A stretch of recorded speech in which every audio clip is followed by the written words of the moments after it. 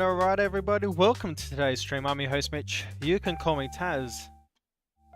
And that's a whale. Today we're flying the 767 all the way down from Tokyo, Haneda, down to Fukuoka. Why? Well, I simply ask, why not?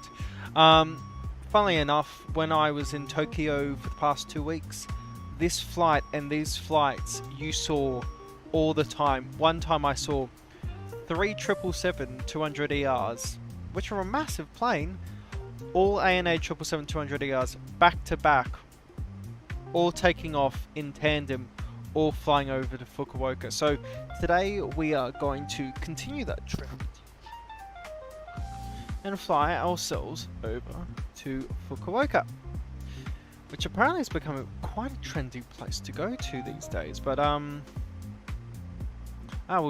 we shall see. We shall see if it is worth the hype. Now, as you would have seen on the thumbnail, we're quite literally fighting the storms because the weather in Japan is nothing short of horrendous. Now, the weather system that was formerly over Japan or over Tokyo has moved up north, so near Amori, where it is now, and it's almost about to hit Sapporo. But yeah, flying. Oh my god.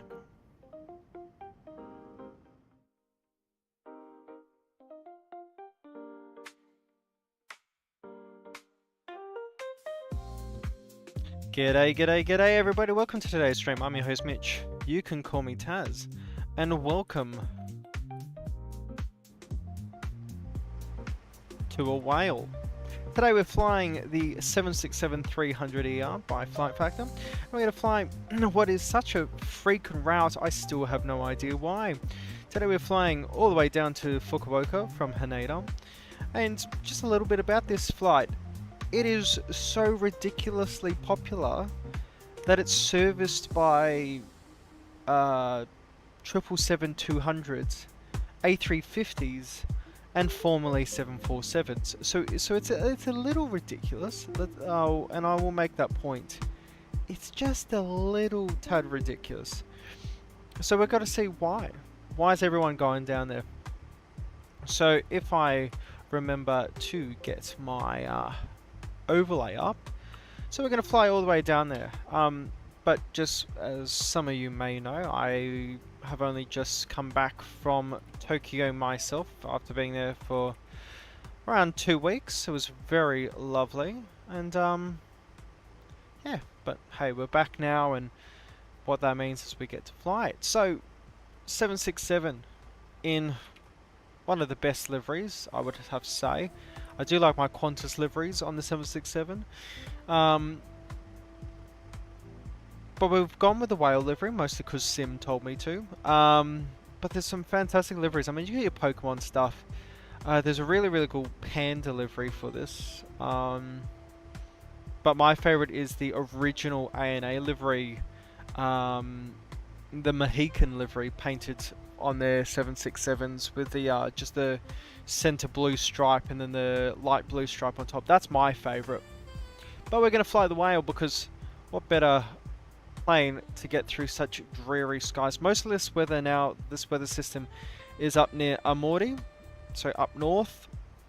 But yesterday it was dead set over Tokyo, causing not only massive delays, but gee whiz, yeah, it was a bit crazy, let's just say. But let's get in the cockpit and let's get ourselves set up. So let's come up here, battery.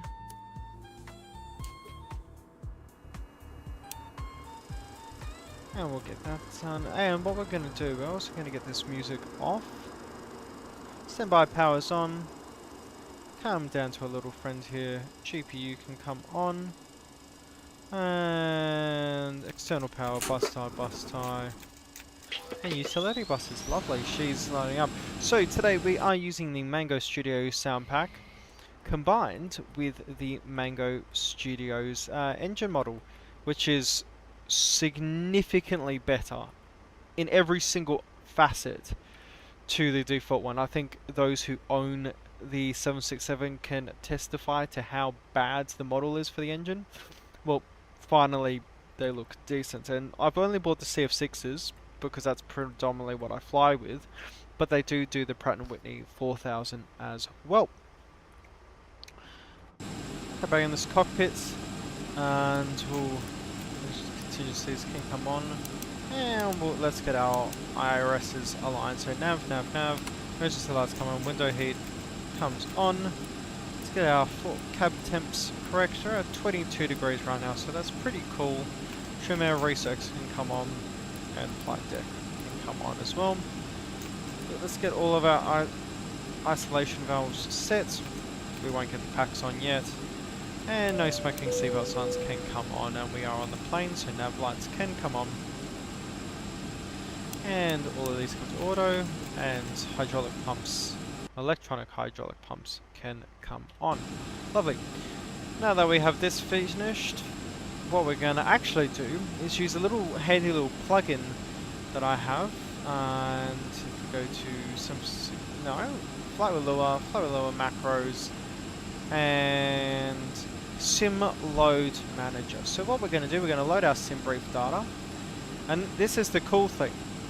What this does is it gives the 767 and the 757 the same capabilities as the Flight Factor 777 would, whereby you don't need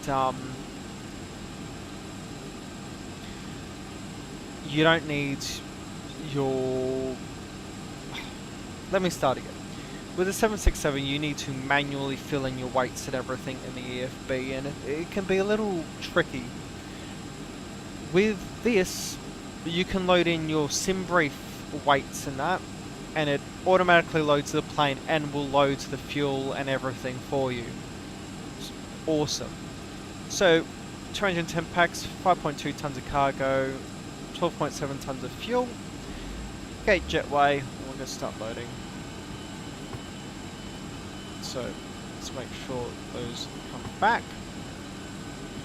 And what we're also going to do, mind you, we are using the 8K texture mod for it. I highly recommend it. FMC. Go to clear there as well. Pause in it. And we're going to go Romeo, Juliet,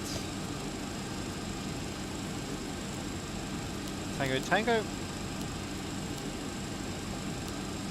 And we're going to go Romeo, Juliet, Tango, Tango to Romeo, Juliet, Foxtrot, Foxtrot, 0, 1. Now we're going on company route. Clear. And we are going to be all Nippon 241.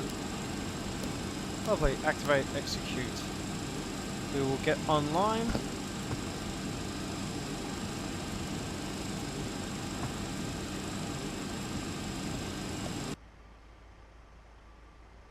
And we've connected. I don't think there's anyone in Tokyo at this moment because it's pretty much midnight in Tokyo. And now with that all sorted, that's going to be there, and we're going to keep that on the Perfinet page until we're ready.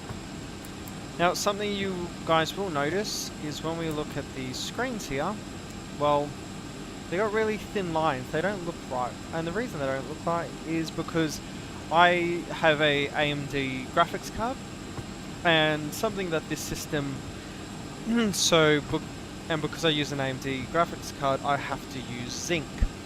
Now, X-Plane has a fix for Zinc and all the screens, but that has not come to fruition yet. The 777 has been fixed temporarily by Flight Factor, but the 75 and the 767, which supposedly had been fixed, haven't been fixed from what I've found. Awesome. That's all done. And we are getting loaded up. What we're going to do two things now. 122.8 is on, weather radar is on, and we're going to put that up. About +5 degrees. What we're also going to do is we are going to go Romeo, Juliet, Tango, Tango, and we're going to clock our thing. So 0999.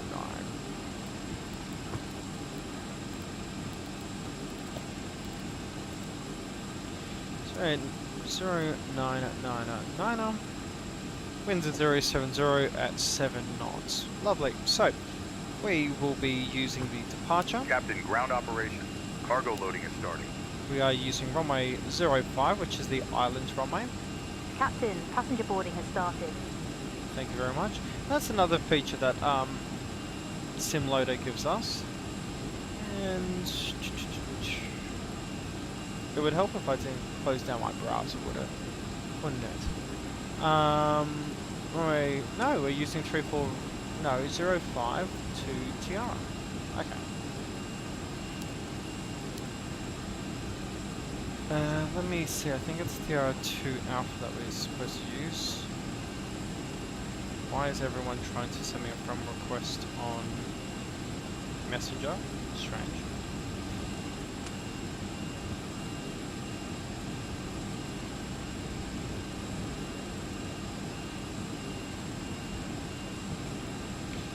And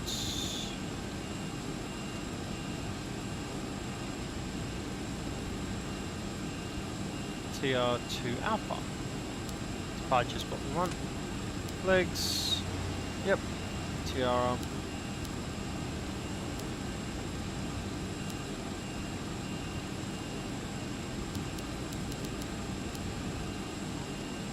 Captain, fuel operations in progress. Please stand by. There we go. Now that's all sorted. And then that gets us out of here, and that gives us a safe RNAV to follow. So, we're going to go over here, we're going to go to get our charts. Looks like our screens have come up. As you can see, it's like the lines are there, but the pink hasn't been filled in. Departures, and we are the TR2 Alpha. 10-3 Lima, that's what we're looking for. 10-3 Lima.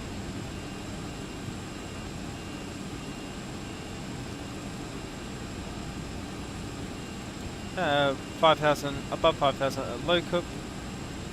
Let's get that runway heading put in as well.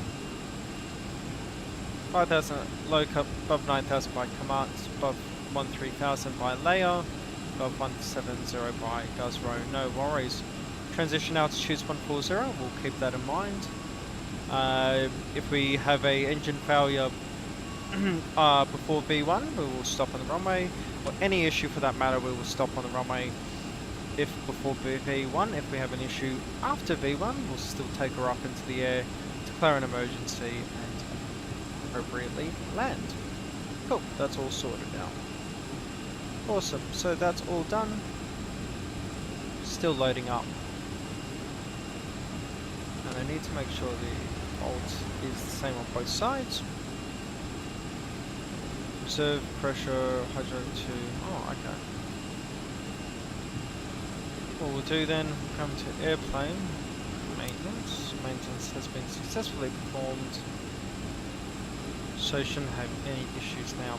That's another thing that, oh yeah, all these outdoor noises are caused by SimLoad Manager, but they don't pertain to only being around your aircraft, which is nothing short of a bit strange, but basically you get this noise wherever you go now because the program is running.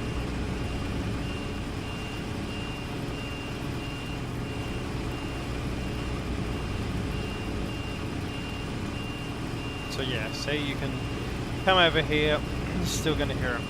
Funnily enough, that is the gate we parked at 109. My first and last time flying Scoot, that is such a horrible airline, oh my gosh.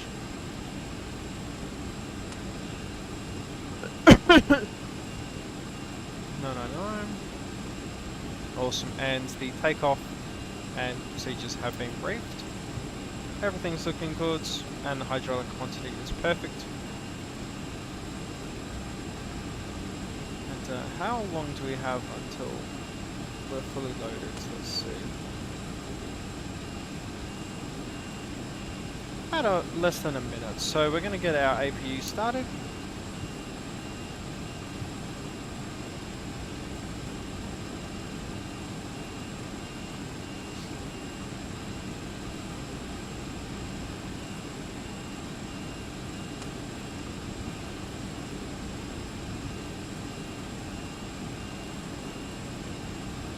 And don't mind me, I'm just fixing everything up. Captain, fuel operations completed. Tanks secured and caps sealed.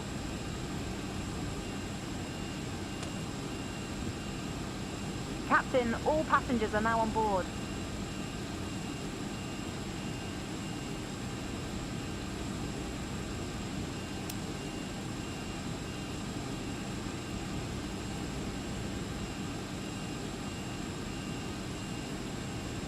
Awesome, that's sorted. Catering and passengers are on board, we're just waiting for cargo. APU is fully running, so we'll get APU gen on, come off external power. Captain, a little bit of cargo flicker loading here is and there. complete. All freight is secured. This comes on, this can come Captain, auto. this is ground operations. The load sheet is ready. We are all set for departure. Awesome, and we would get the load sheets. There we go.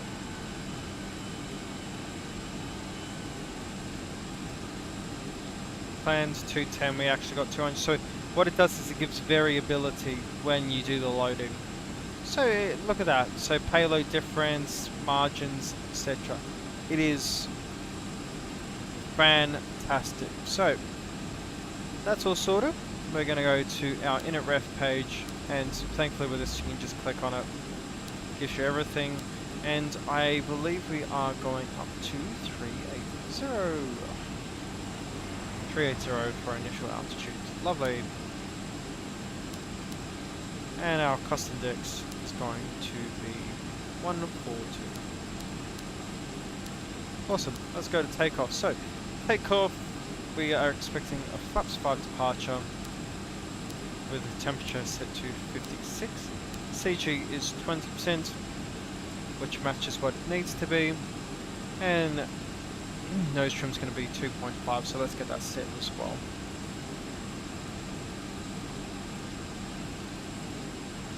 It's going to take a little bit of time.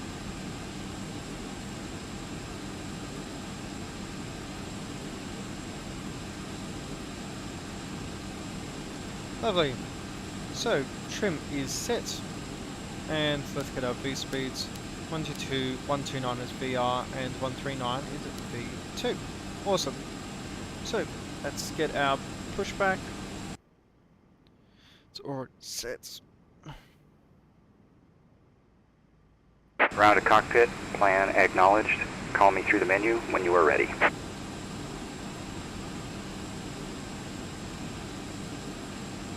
And that's all sorted. Let's make sure all of our doors are in fact closed.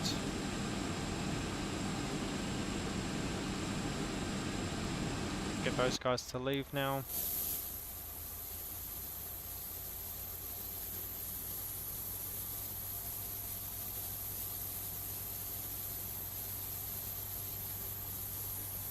They should actually close the doors once they depart. Yeah, here you go.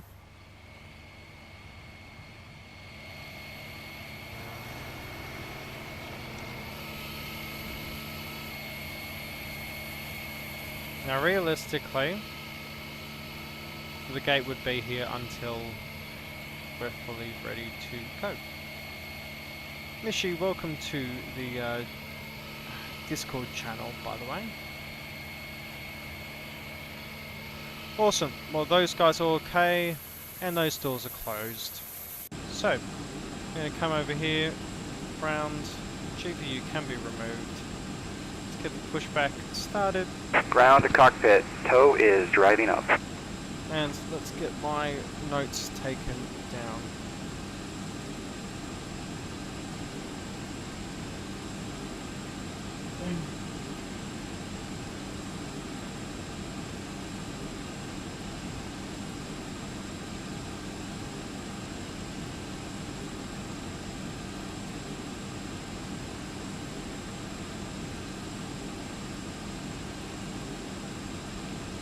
And we're on the TR2A.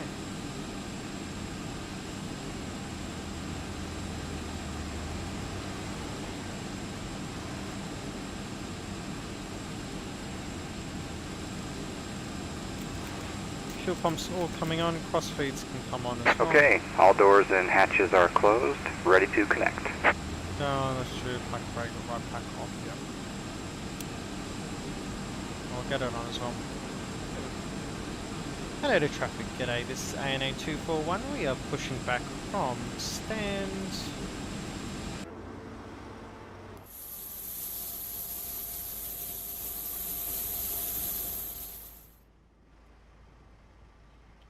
Apologies, hello to traffic, this is ANA 241, we are at the ANA Terminal 2, we are pushing back from stand 62 facing south.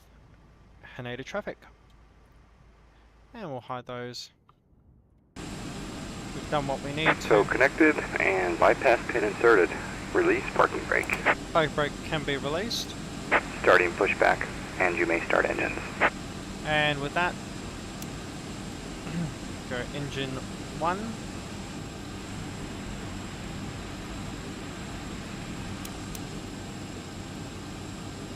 Disregard, I completely forgot.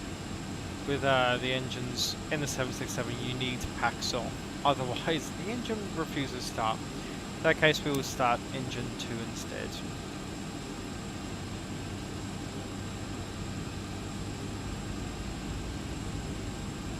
%, introduce fuel.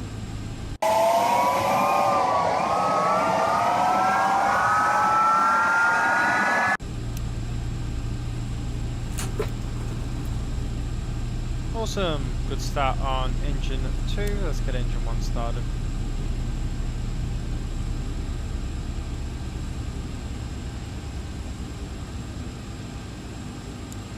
Just fuel.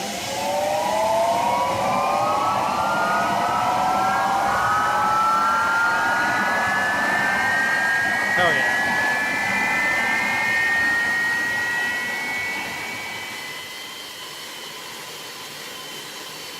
That's the thing, Mango Studios, you've got to work on the sound pack. I mean, the engine sounds phase, which is just a big no-no. And the startup sounds cut off, like, for real. The engine model is very good though. One thing I will say with the engine model, you need to buy it from the Mango Studios store, and in buying it from specifically the Mango Studios store, you get auto installer, so you don't have to fidget around and fix it every single time there's an update. That's the only way to get those auto installers. Get that on because I prefer that.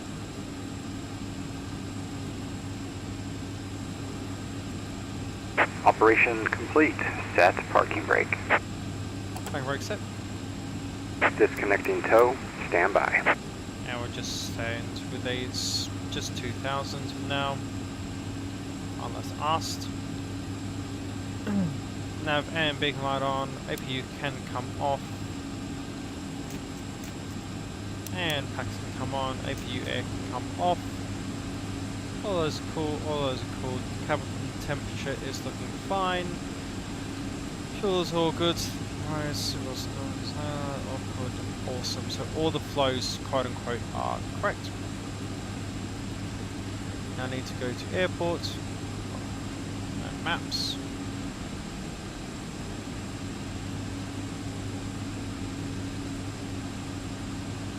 Inbound traffic. Oh, it is. Tow is disconnected and bypass pin has been removed. Hand signal will be on the right. We'll see you next time and have a great flight. Awesome. So we're going to turn right on. So mic to. Let's get the source. So mic to echo.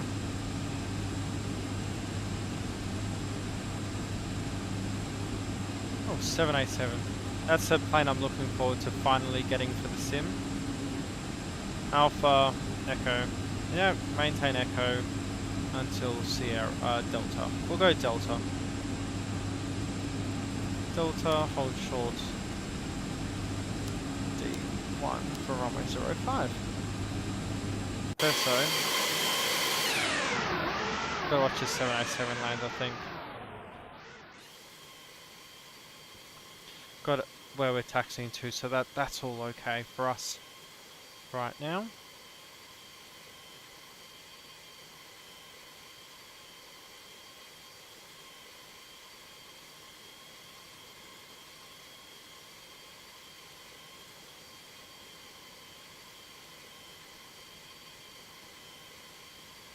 Funnily enough, this guy's flying from Fukuoka. Hey, Sim, how are we? So you're here, how's your War Thunder going?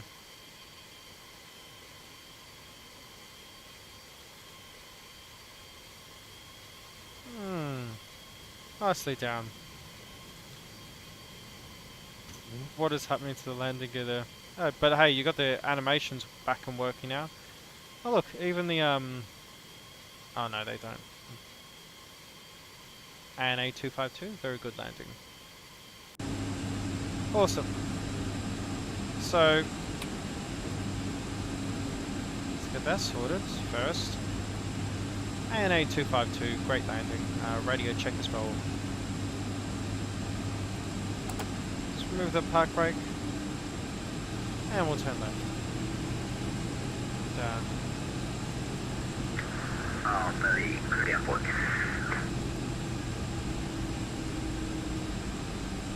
And traffic, get a ANA 241, taxiing via Mike 2, Echo, Delta, holding short Delta 1 for runway 05. Awesome, now that we are in fact on the move. So get flaps 5.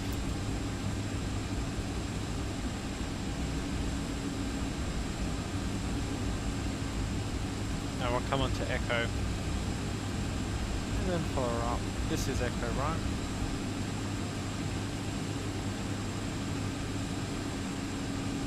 Indeed.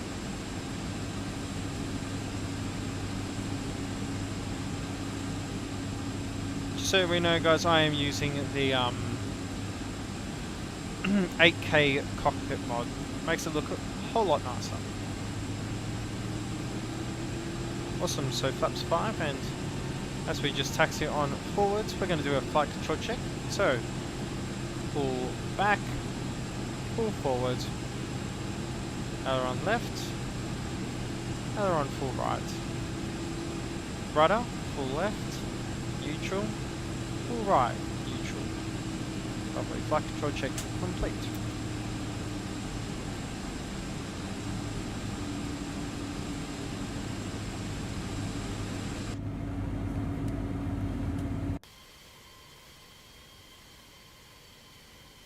How small we are.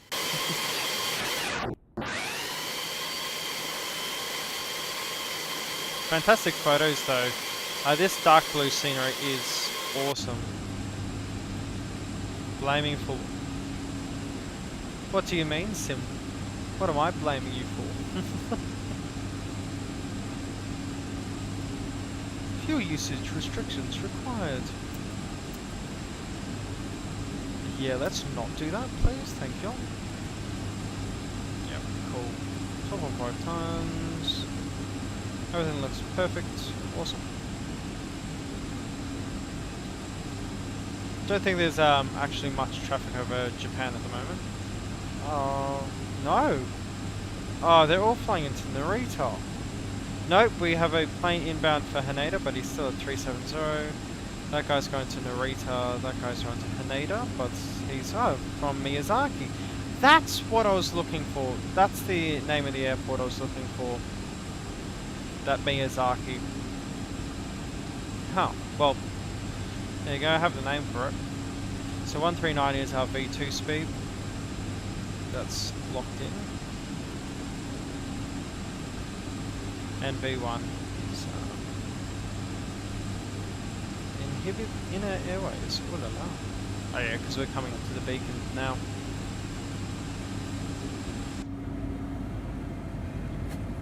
Sim, look at that engine model. Look how high fidelity it is.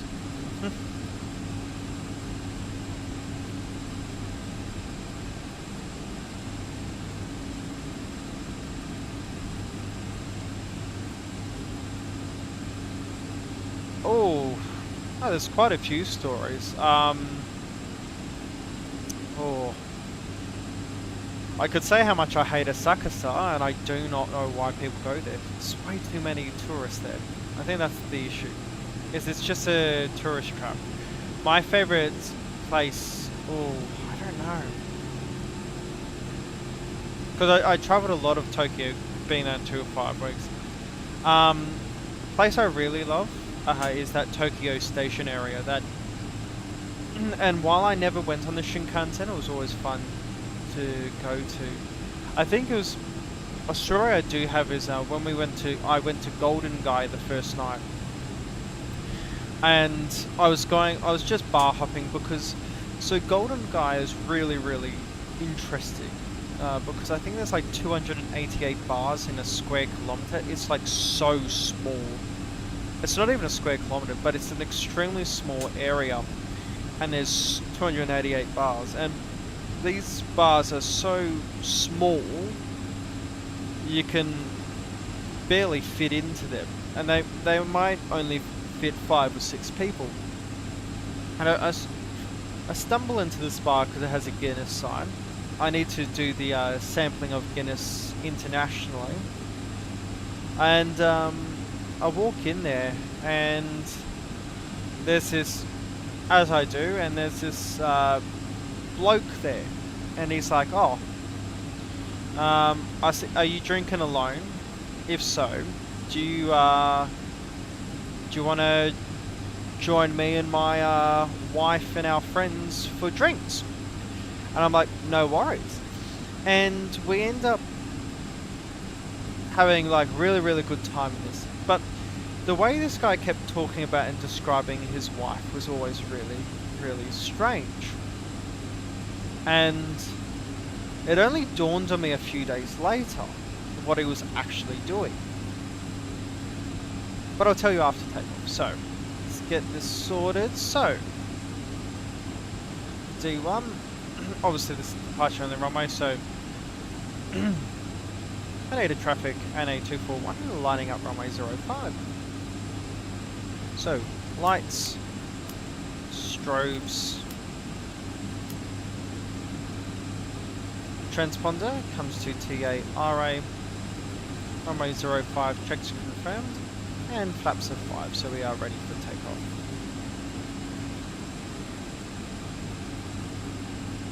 Awesome guys, well, just so you know, and I'll keep you up to date, if you'd like to support the channel, you can do so by the links down below. Consider liking the stream, and as it helps get further than you could think. And more importantly, if you want a community where you can have a chat about literally anything, planes, trains, or what to do in certain weather, Discord channel is linked below. And with that everyone, then we're ready for takeoff. So, let's bring those engines up. And let's go.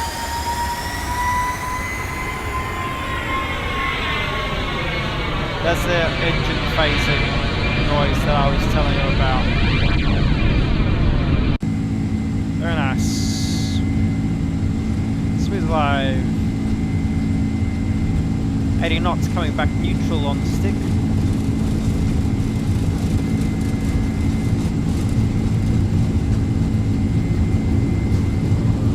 V1, continue. Rotate.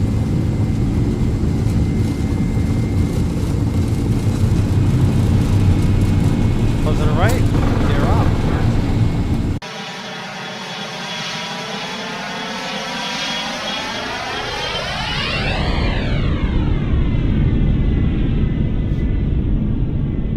Lovely. Thank you. Awesome, passing through 1,000. Speed's coming up. Above 1,000, LNAV, VNAV can come in. And come into a right turn. NA traffic, NA241, pass it through 2,200, climbing for 10,000. Let's get that nose down. It's such a handful to fly. She's a very awesome plane to fly. But she can be very, very iffy, especially on takeoff and especially landing. That's what she was famous for. Okay, flaps 1. Flaps up.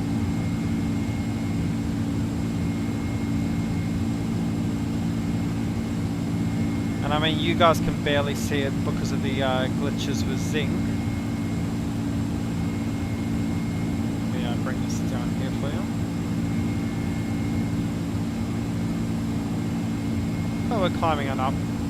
And because we are relatively light, the climb rate on this is nothing short of phenomenal. Pass it through 4,200. Commence that right hand turn over beautiful Tokyo.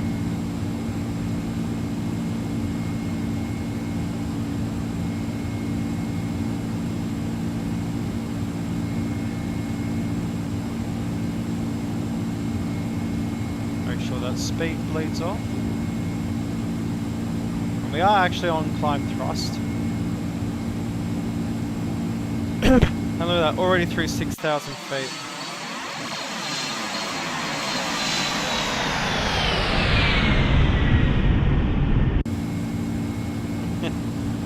Awesome.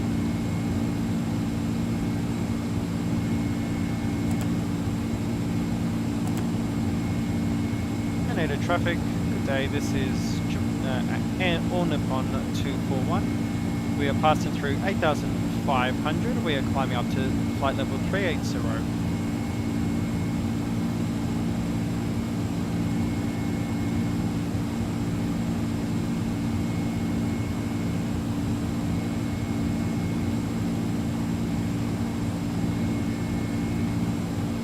Maintaining that perfect magenta.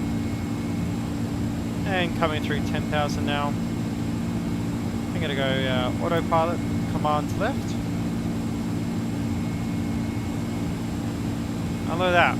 We were only just down there just a few moments ago. Now, Tokyo looking as lovely as usual. Pass through 10,000. Let all the lights can come off. Flaps are up. Gear is up and off, and we're still waiting for transition altitude. So post-departure checks are complete. that all Nippon plane spawns? No, he's left by this point. 320. What I will do now is just transition over to 90902 or 1013 hectopascals.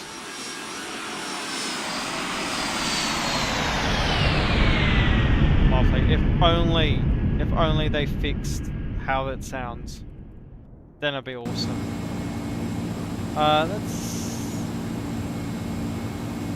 It's funny enough, that's not working. Docs. Chat. There we go, now that's working. Awesome, so as we pass through transition altitude and climb on the way up, let's have a chat about what happened that night at Golden Guy. Well, this guy kept talking about his wife in a very strange way, and she was all very cutesy and all this. But I'm like, you're the wife, don't know why you're acting like this, maybe it's a normal custom. And he spoke perfect English. Turns out he was trying to set me up with his wife. He is literally the reason hotel rooms have a chair that faces the bed. So there was that night.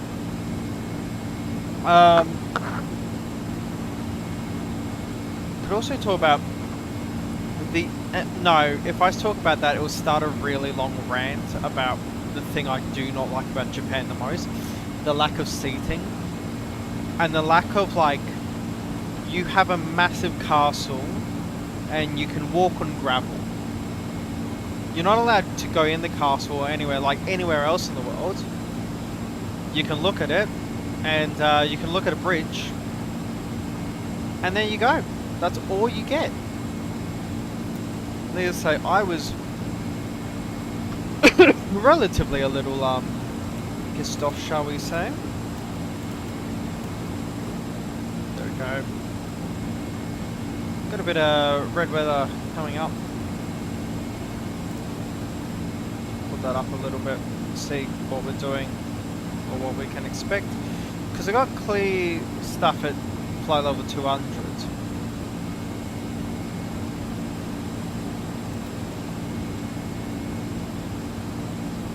Look at that.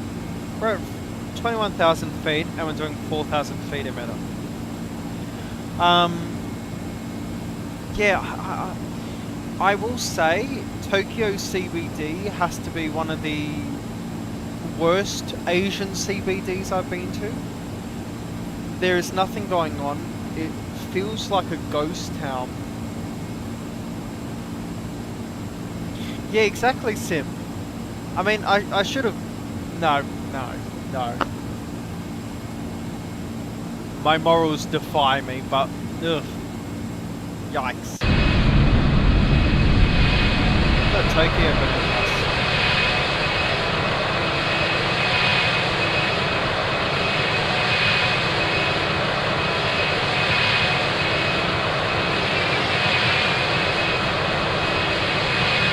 Oh, how good's that look? It's the first day in weeks that I've actually got good lighting in Tokyo. Or good lighting in X-Plane.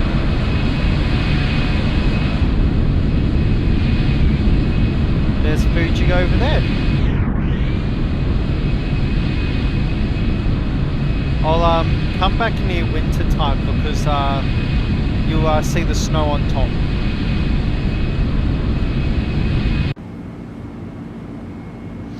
I mean, Tokyo is crazy in how big it is, but think of it like this.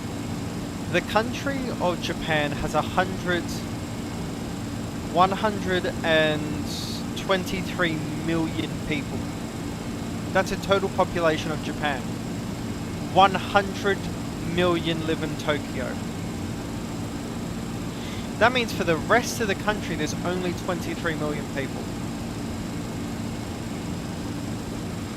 That's not borderline crazy, that's borderline ridiculous. And it's scary because of, well, the population's currently dying out so fast That's like, you've got all of these people, and it's just like, they're all in one city. And I mean, the metro systems, the best is Singapore. Hong Kong is very, very close second. Tokyo's is dead last. Like, Tokyo probably has one of the, for such a developed country, I mean, don't get me wrong, the Japanese economics started in the 1980s with its golden age. Well, it started in the 70s, but its golden age was the 80s.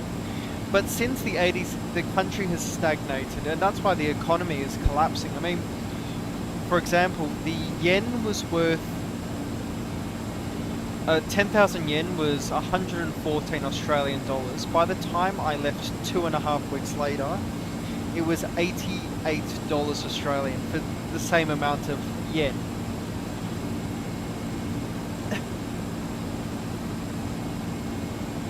You can tell, and maybe this is just Tokyo, the state is depressed. The alcoholism is, and I thought living out in the country in Australia was bad. Holy moly, is it bad in Tokyo? Like one night I go out, this is the night I went to Golden Dive. I get the train home, because it's not packed like a sardine. It was actually very nice. And I'm walking from the train station to my hotel. And I don't know why, but someone, or two people had taken off the socks that they were wearing and thrown them on the pavement, like on the sidewalk. So I'm walking home thinking, you know, a male has used a certain form of contraceptive and they've just left them on the street. No, people had taken their socks off and just throwing them on the street.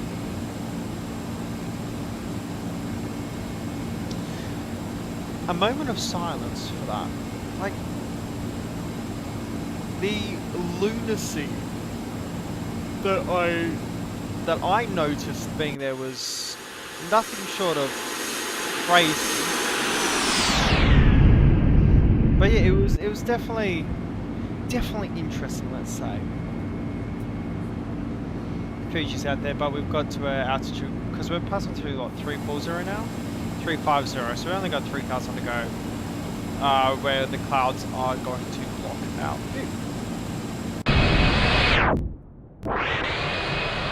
But something I love doing when I'm in new countries is going to all the bars, and as a bartender myself, and I do a lot of mixology stuff, so all the cocktails,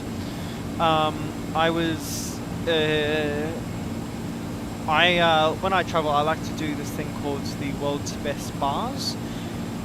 So it's an international accredited list of bars that comes out, like top 50 in Asia and all. And I've actually been lucky to go to a few. But I went to this bar as we come up to 380, just past the 337. This bar called Bar Trench.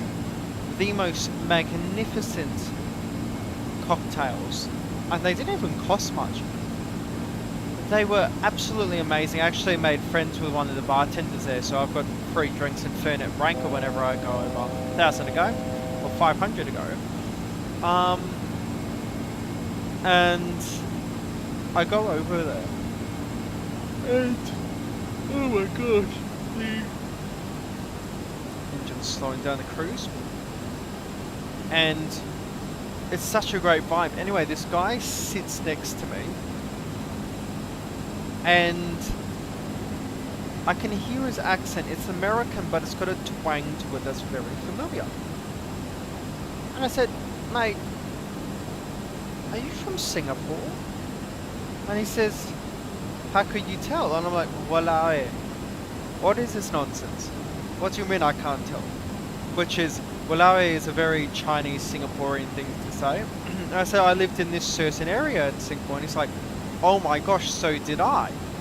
He'd lived in the US for 11 years by this point, but I inadvertently knew his parents because they owned the house like 5-6 doors over. And I'm like, what? So absolutely fantastic. Like, we end up doing a little bit of a bar hop. Quite a few bars, actually. Look up. But if you're ever in a new country, this is my suggestion to you guys. Ask a bartender what their favorite bars are, and they'll give you a really long list. And trust me, go to them. If a bartender is recommending a bar to you, they're really good bars. And yeah, do this little bar crawl, and it was awesome. But look at this weather. This is the beauty of areas. You get that rain that comes through, and then it just all clears up. Except for Fuji, obviously. But you hear the engine noise, like, it just sounds a little off.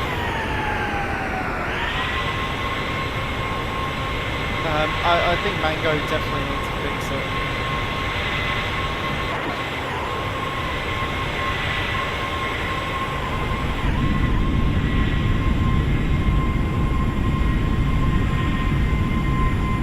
Well, what a pretty livery. I love the whale livery.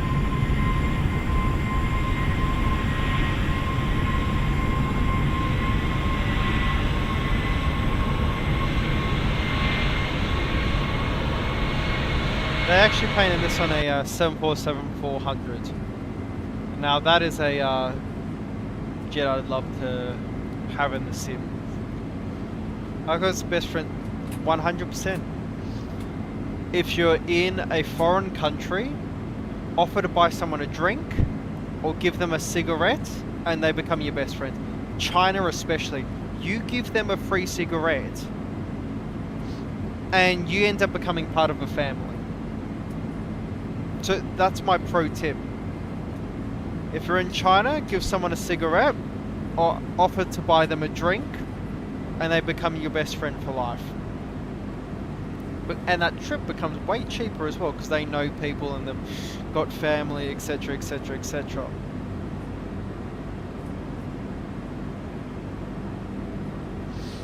Oh, the alcohol. So my favorite place in Japan, like store to go to is not store. 7-Eleven is way better than Family Mart and Lawson's. I love Family Mart. I love Family Mart so much. I bought so many of their socks.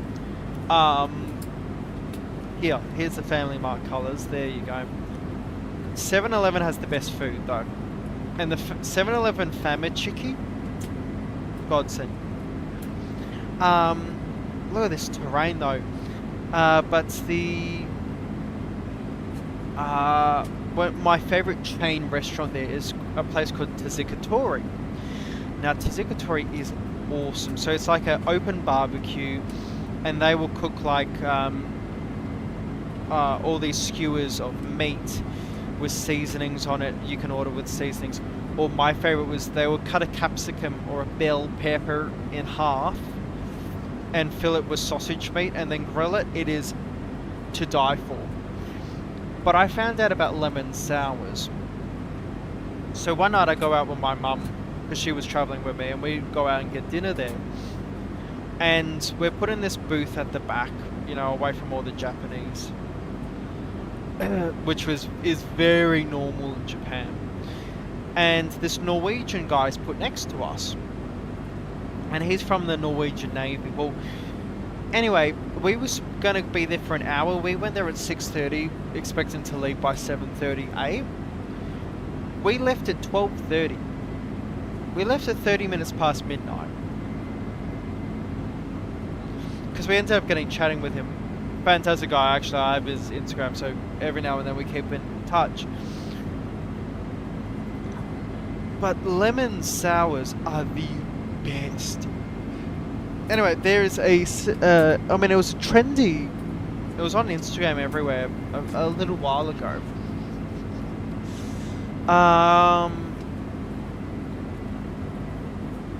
But you can buy these canned drinks, and the canned alcohol in Japan is so cheap.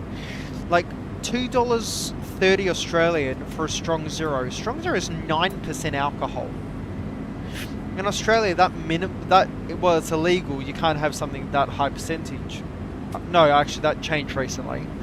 But that'd be like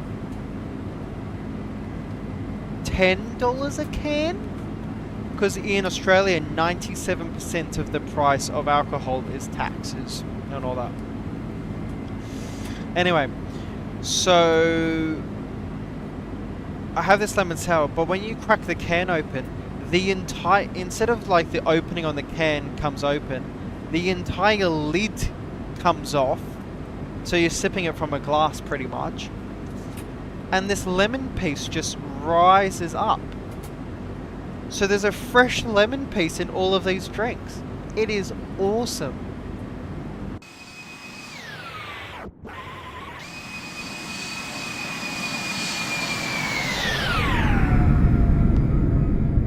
Oh, look at us on our way. Now guys, what I'm going to do, I'm going to just use the loo for 2 seconds. I will be right back.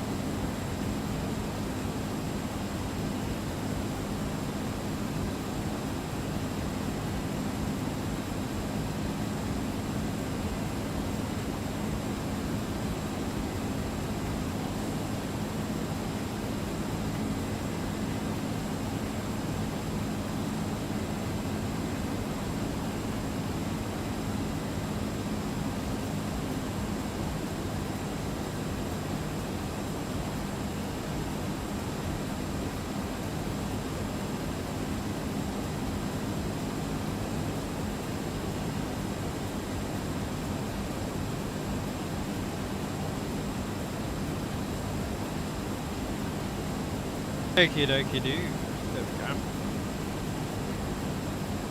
It's about 51 minutes until we are in Fukuoka. But probably a perfect time to get us started, I should say, on our arrival. What's that sounds looking like for you?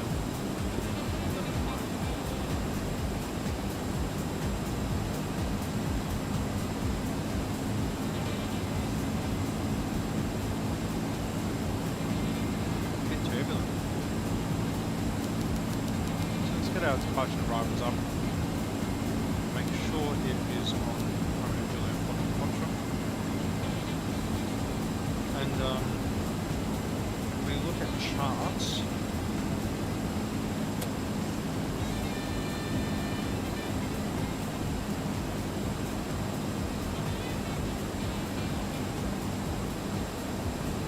it'll be the Hirand Star.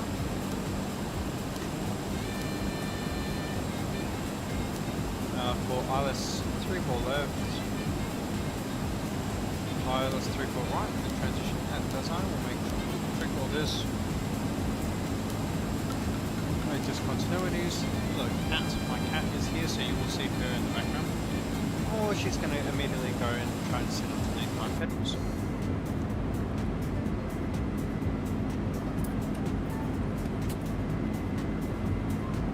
This was a climb to plug up.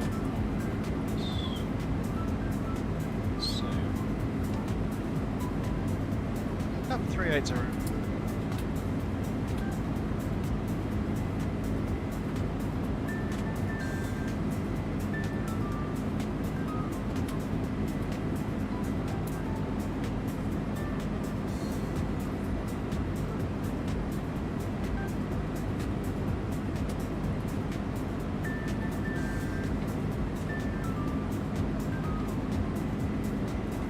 So what we're going to do, get everything sorted for us now. Airports, Romeo Juliet Foxtrot.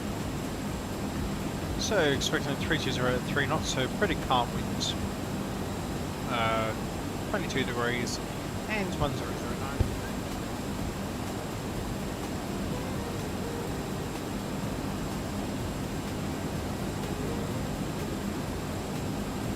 Arrival is 10-2 Delta, and approach is going to be 11-4 for ILS or localizer 113 right. So we are doing the Kirin approach, so coming this way, so we need to be up, let's say, transition level is 140, we'll keep that in mind. Coming out Kirin above 12,000, if we are to go into a hole, it's 240 knots if above flight level 140 and 230 knots at 140 or below.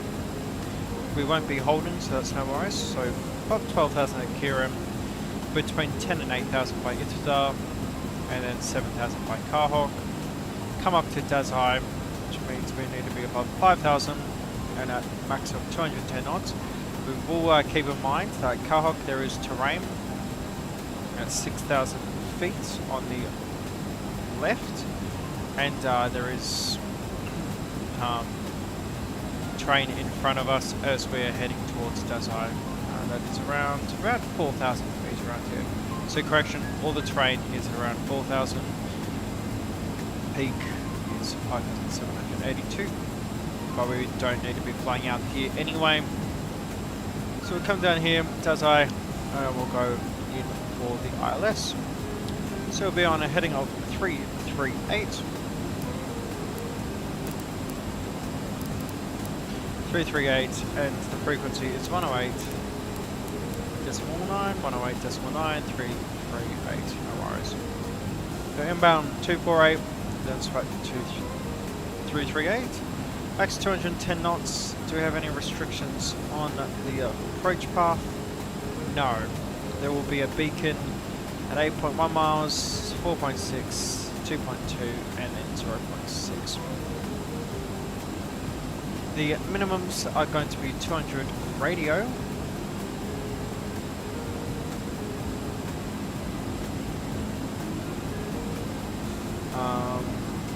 or 232 is going to be our decision height. Let's put it to about just under 300, about 280. Localizer isn't out, but if so, it will be 680. If we need to go around procedure is very simple. Climb direct to the VOR, DGC, turn left for Ike or Romeo 106 to Ike VOR, turn and hold at 4000, contact approach, do not turn for IFF, no worries. Okay, so that's all pretty much briefed. Your left-hand seat landing. If we have any issues prior to landing, we'll make sure the tower knows about that, and if need be, we will hold and program what needs to be done. If no issues, it will just be a left-hand seat landing all the way in. Currently, we are expecting about 120 or 133 knots for our flaps 30 VRF speed to VRF plus 5. In any case, we should be there in around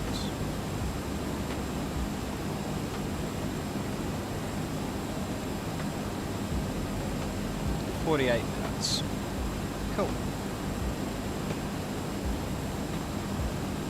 Smooth sailing so far. We're currently at 8.6 tons of fuel, and fuel is at minus 23 degrees, so that's completely okay.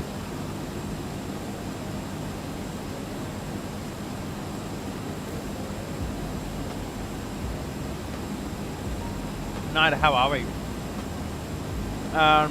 We are flying from, well, we've just taken off out of Haneda and we're flying down to Fukuoka, which is on the southern island of Japan. I saw the website ad for the Falcon 8X. I'm very excited. The Falcon 8X is my favorite private jet. Tri-engine, great cockpit. The capabilities of that plane are ridiculous. I mean, it can stop on a dime and it can fly now like what, 8,000 miles, I think it is.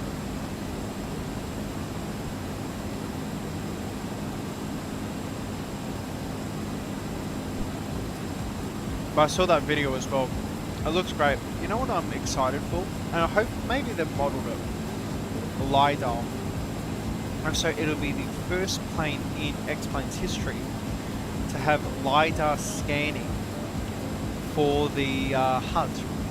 What LiDAR does is, if you're landing in zero visibility and thick fog, the LiDAR goes through the fog so you can get a clear picture sight, which is shown up on the HUD.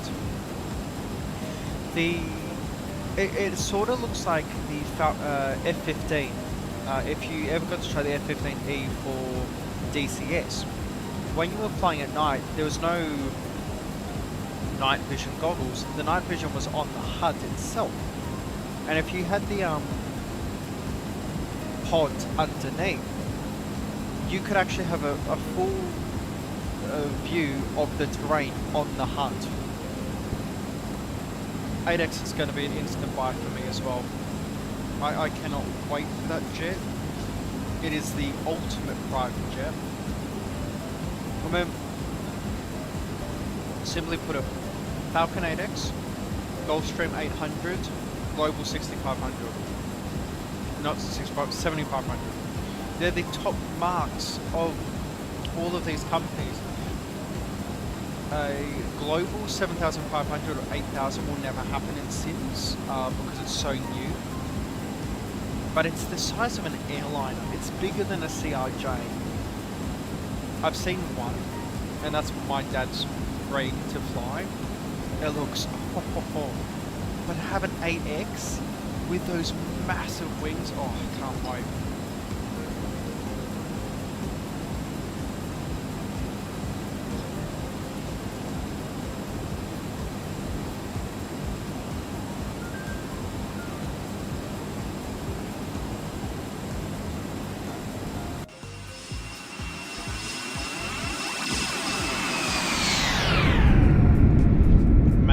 Please picture sound pack. But yeah, see, got all the weather now. We are north of Idame, and south of Maizuru. See, we've actually made a decent headway down the island. Oh, there's Tokushima down there.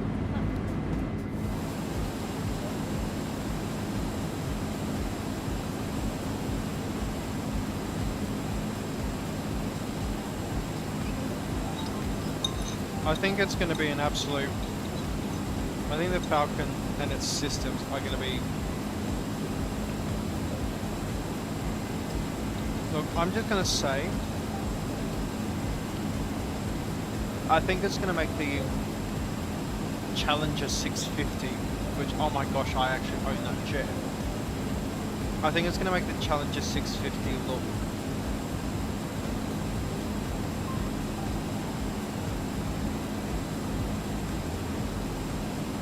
simple, because it's an older jet.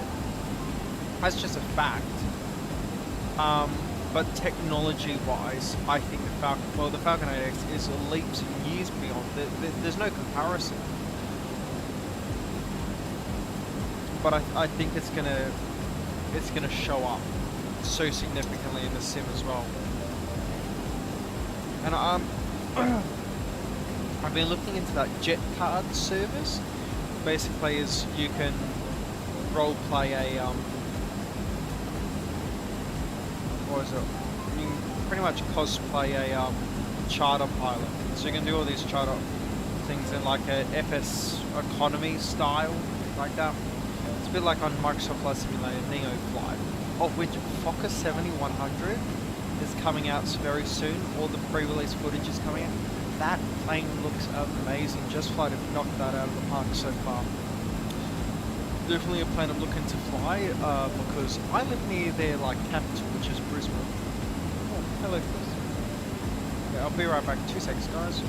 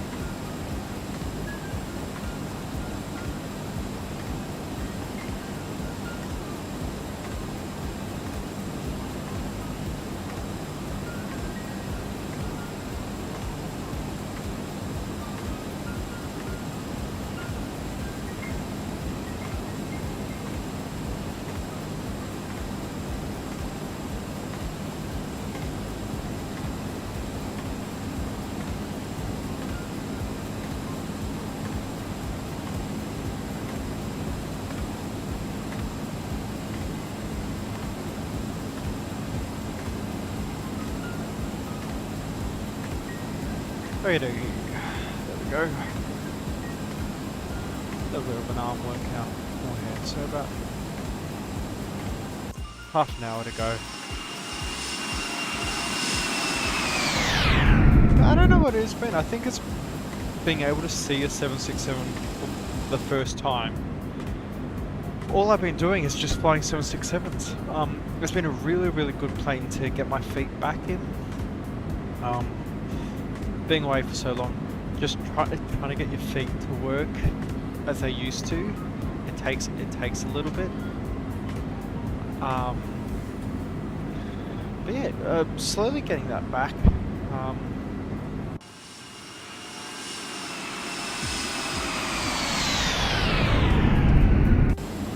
But this plane's been really fantastic to learn that because of she's a bit gnarly in wind, let's just say that. She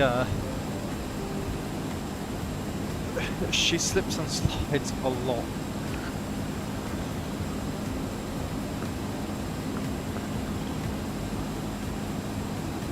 Another thing about the 767 is she's a very slow plane, and it's something I didn't think about or realise until a few months ago by this point. We're at Mach 8. That's near max speed for this thing. The 777 cruisers are like 8.4. If I remember Golden Age, he got the Airbus A330 because we were both flying over to the States. He got us up to Mach 9.1. Like, that's a nice... He was there like over an hour earlier than myself. But just for a bit of context,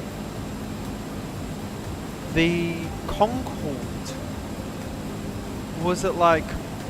Oh, let's see. Let me get my stream back where I flew Concorde. Only heading what Oh, were we like cruising at? What was our climb? Add to 70 ILS. What was our speed? 1175. We were going 3 times our current speed.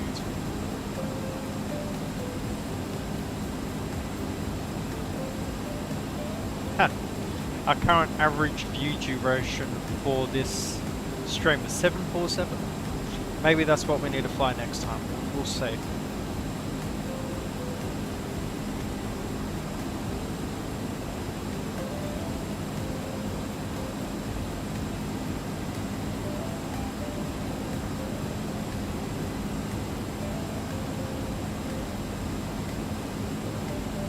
Hey, does anyone in chat own the 737-200? If so, how's that going?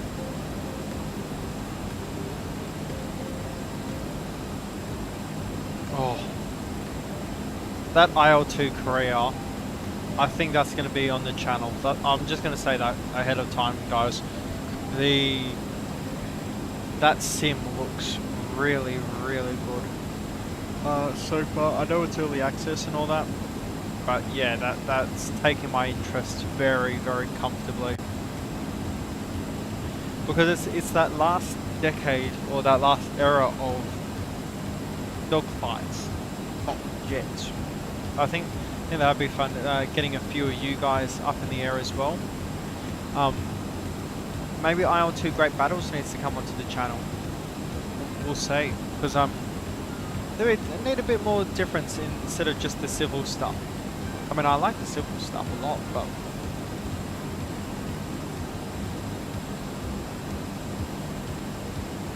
that'd be awesome.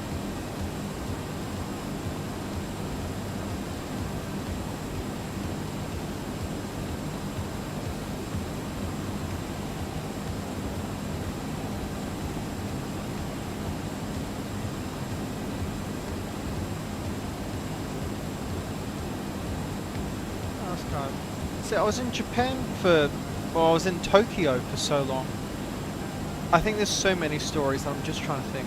Oh yeah, maybe the day I spent $1,000 on all these new clothes. You go the thrift stores in Japan are really good. What I've noticed though is you look at some of the old footage of Japan and all the tourist things, and now they've got the American markup. And what I mean by the American markup is the Americans go somewhere, so they just make the prices so much more than what they used to be. What's that? Oh, that's Okayama. Huh. Yeah, so the prices are a little bit crazy. On a few things. But as I said, the economy is collapsing at such a disturbingly bad rate that the worth of a yen fell 20% in the time that I was there. In 2.5 weeks, 20% of its value is gone. So, you had been flying Concorde eastbound as well. You're about to feel... I do want to fly Concorde again, but I just need some time just getting the basics of flight down, or IFR jet flying down, before making that leap back to Concorde, because Concorde took a lot of planning, and a lot of work to get it done. Like, I had a week off before I flew over to Japan, so that I spent that time, you know, practicing Concorde, and that's why when we did the stream, it worked out pretty well. But I would have to relearn. Not just relearn, but I would have to, you know, get back into the groove of things. Concorde World Tour would be awesome. But are we going to go east or west? Are we going to follow the jet stream, or are we going to go against the jet stream? Oh, that doesn't make sense. No, it does. Because the jet stream goes east. What do you guys think? Do we go west or east? Do we go London to the US, or do we go for the US to London and then around? And then what, London, it would be down to Bahrain. And then Bahrain would be then to Kolkata. And then Kolkata would then take us to Singapore. And then Singapore, we would have to go down to Australia. Do we go to Brisbane? No. I need to... I think we have the range to do Sydney.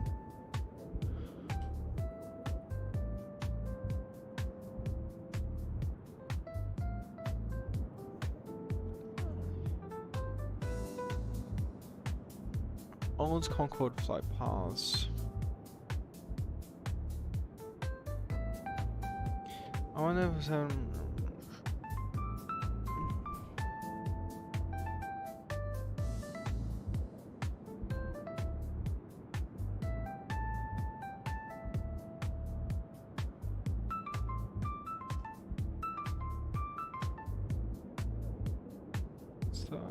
but how did it make it to Australia? Which countries did it?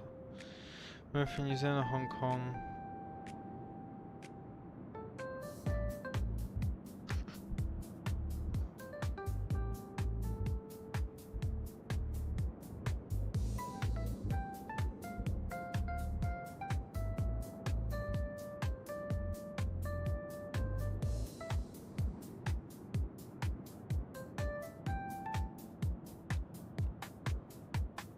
So how did it fly down to...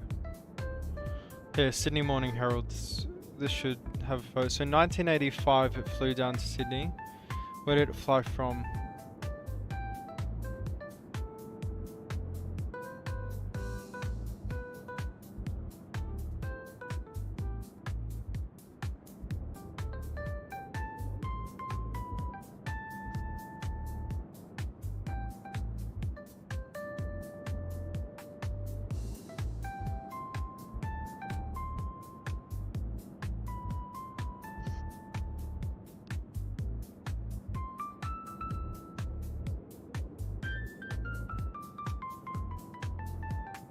Wow.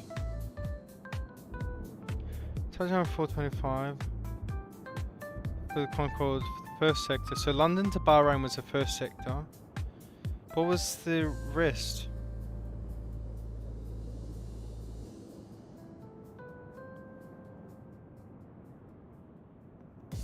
Did it fly over Perth? Did it fly Perth to Sydney?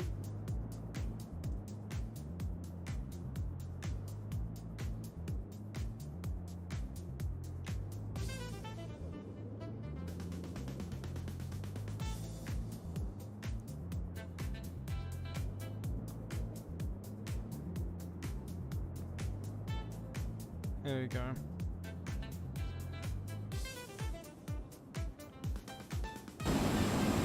Don't know why I would fly to New Zealand. I would say that's quite a waste. East to any more speed. Yeah, so we'll start London, Bahrain then. Dudes, I mean, it could probably fly to Auckland, but the problem with New Zealand is it's so windy. And obviously it wasn't the best. Okay, so we would fly London to Bahrain, Bahrain to Singapore. So it bypassed India. Wow. So Bahrain to Singapore, and then Singapore down to Australia, then I guess.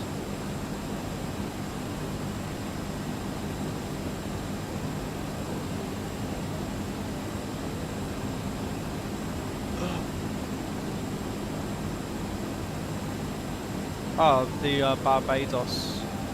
That's I was watching this Concorde pilot discuss his flying, and he would work a normal 8-hour day like any other person in an office, but he would start his morning at 6 AM, get to Heathrow, fly Heathrow to Barbados, have an hour layover, then fly from Barbados all the way back to London, and it was an 8-hour work day, and he gets home 10 hours later. I thought that was really cool. Yeah, London Heathrow to Barbados. It was a seasonal route though. Heathrow to Singapore via Bahrain, which is British Airlines, Singapore Airlines. Because Singapore Airlines actually had theirs painted.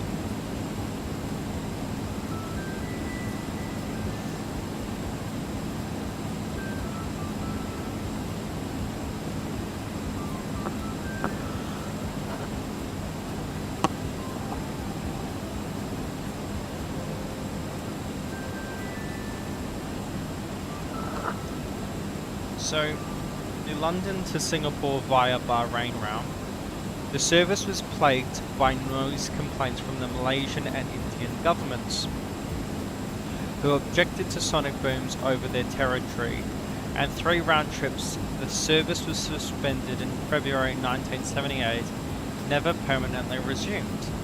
It's one of the great what could have been moments in aviation history. Concorde reaching Southeast Asia was theoretically possible, but politically and commercially unfeasible. Huh. That's amazing. So it was cut because of all the sonic booms and all that. But they were literally just flying supersonic all the way over India and through Malaysia.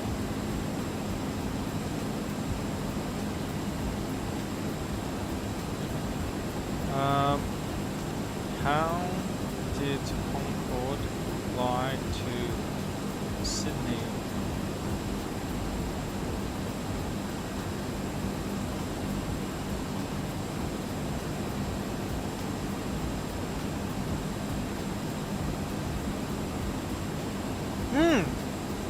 Okay, so this is how they did it. They did a stop in Bahrain, of course. So Bahrain they stopped. They stopped in Colombo in Sri Lanka, and then they stopped in Perth. And it took them 17 hours. So that's 7 hours faster than the average commercial jet. I have the older 200 for XP11. I use it for replane work. Getting it through. I'm running receiving integration. There's also. So wait, hang on, Knight. By the way, Knight, your KMAir livery looks amazing. You use X-Plane 11? Like, do you fly an X-Plane 11 or do you fly an X-Plane 12? Slash, when you do your liveries, do you use the X-Plane 11 version? Is it? There's also a guy doing a T43 mod. What's a T43?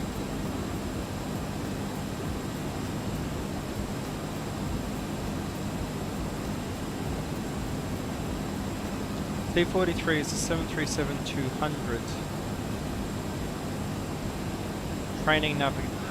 Hang on, didn't... Oh, wasn't it one of these that crashed in, not Cyprus, not Split, Dubrovnik? Like it flew into the mountain? Because it only had one, navigation radio?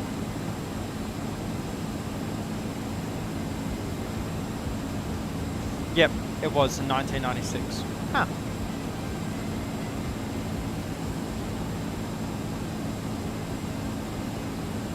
Oh.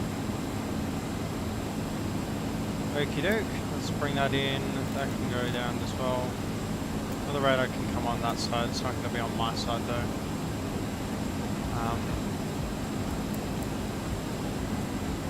And we'll bring this altitude down. Well, we're going down to 3,000 feet, was it? 4,000. Oh, we'll bring it down to 3,800, which is where we should intercept. 3,800, cool, and then LNAV would just, VNAV would just take us down.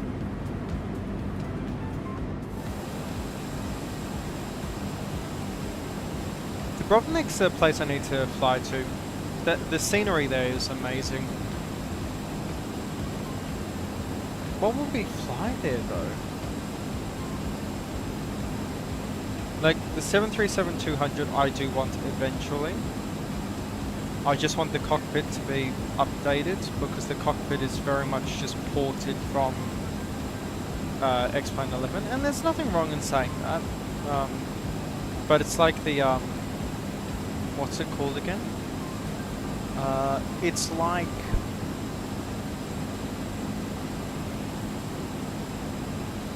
the Just Flight BAE 146. It's just an X-Plane 11 port.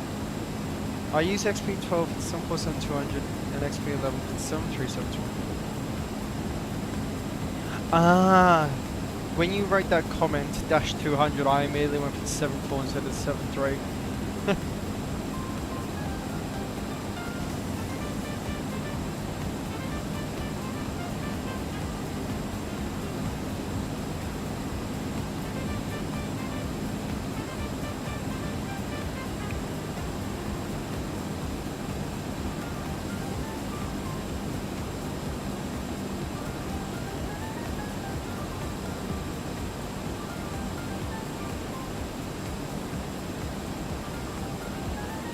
Fukuoka on the map there.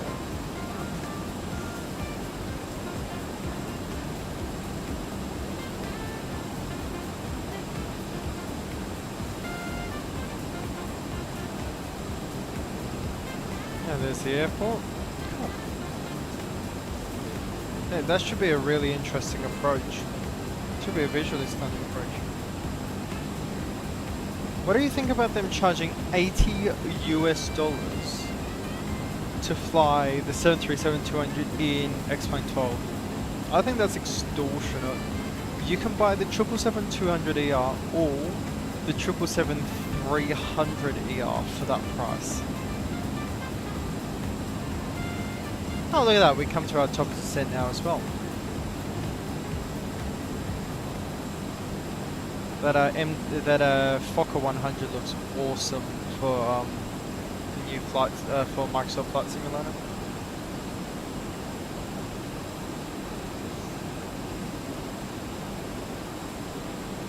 See, what's his name's looking to retire or resign? Keir Starmer. Oh, gee whiz. Hey, London Control has flown the Fokker 100 but done Qantas Link FIFO ops in Western Australia. That's awesome. That's where I first saw my Fokker 100s. I've actually flown on a Fokker 70 though, Alliance Fokker 70. Still the longest flight of my life. I hated every moment of it.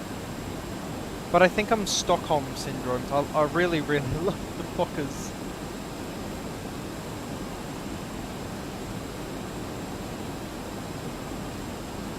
She sounds amazing though. But just the routes that you can do in Australia in that thing is going to be awesome.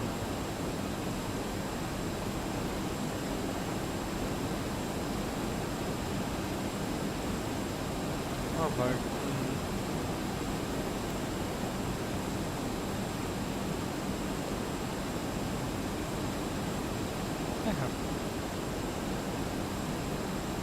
So in it showing, so we are descending now. We're around 131 hours, 131 miles away. No worries. Oh, Kalgoorlie, been there as well.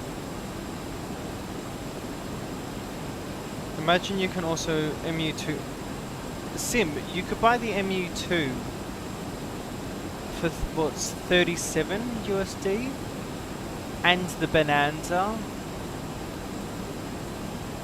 Like, look, I really want the 737-200, but the price is a bit high.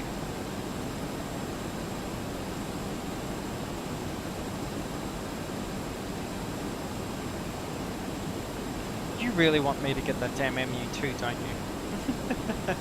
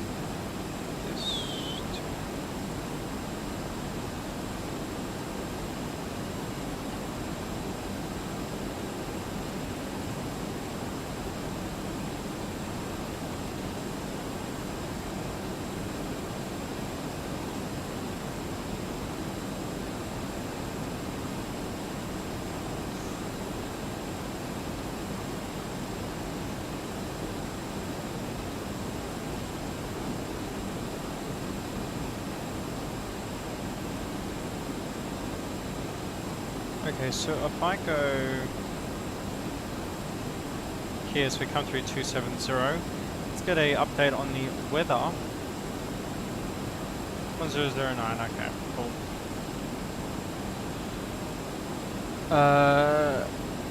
Yep. Yeah, the Sim, the Phenom 300, I mean, we both don't fly it. It's a really good jet though. Like, it's a really solid plane to hand fly. It's fun. I do wish I flew it more, but it's just like, there's so many other things, you know? I like the big airliners, and then the Falcon 8X when that comes out.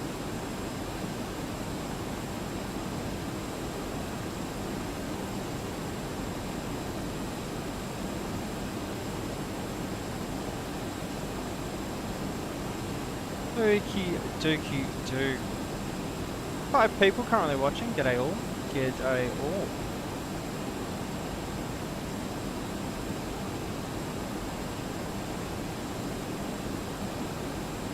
I'm just currently on YouTube looking at the stream. Does it really look that bad? Because it looks really good on my screen.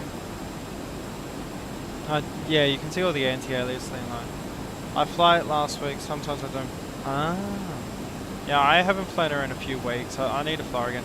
I haven't flown the Challenger 650 though in so long. That was my birthday present to myself, and it also cost so much damn money.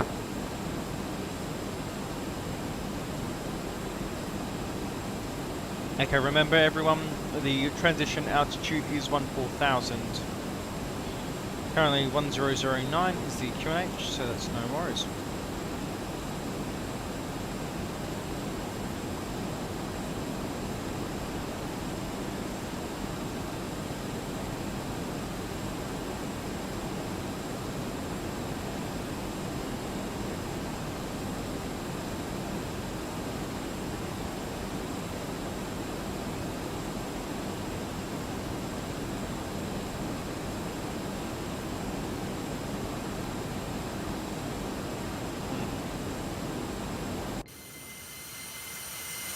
Look how beautiful this weather is. It's perfect weather for a whale. what I will do is when we land, I'll show you how big the winglet, the sharklets are on it. It's ridiculous.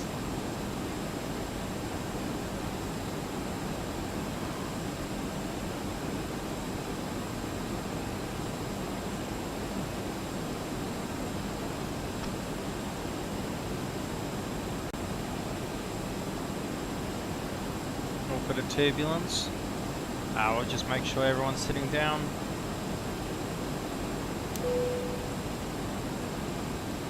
Coming through flight level 200. Let's make sure there's no radar or something on.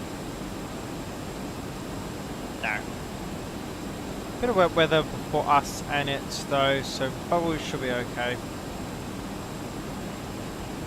Oh, someone's flying air too. Where are they flying? Kagoshima to Hakodate. Ooh. Hakodate was one of those places that I was also considering flying to. This guy's flying Fukuoka to Haneda in a 777-300. Lovely. It's so weird that these are real routes.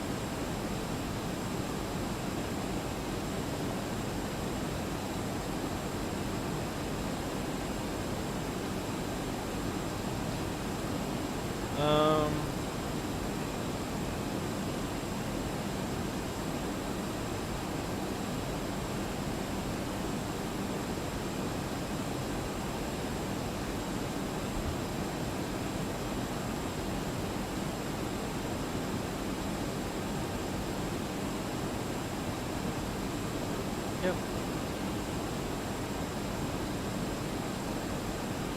And if I go to YouTube, I go here. Sim, that's a fantastic idea. I need to fire the Q400 again.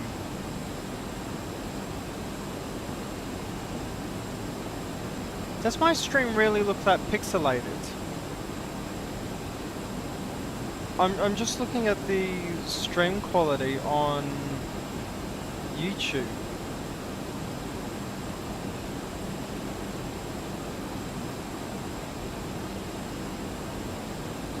Oh, that's not good at all. Maybe we'll have to go up to 1440p or something. Because I play at 1440p but then downscale it to 1080. It looks that pixelated. Oh, that's not good.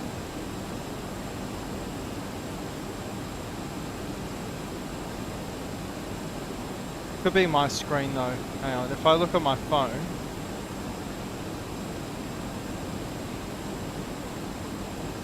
Yeah, it looks fine on my phone.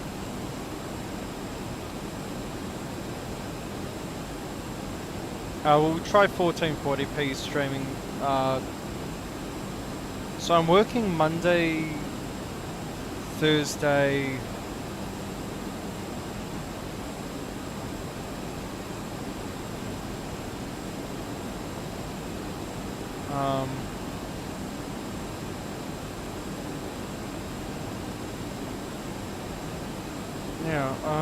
what am I gonna do? Oh, g'day everyone, how are we?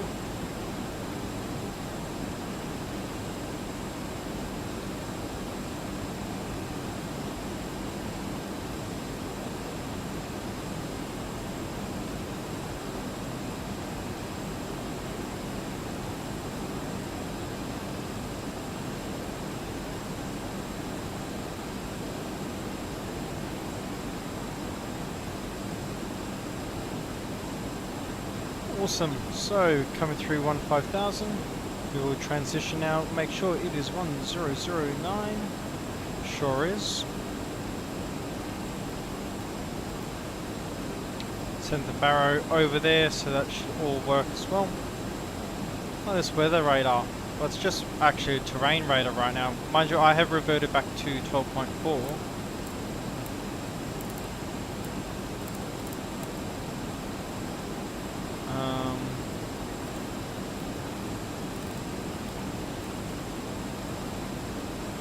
Bit of terrain. Actually, we've got visual with it. You can see all these mountains. Pretty much, I think it's this mountain range around here. That's what we'll fly towards before we do our final turn in for the airport.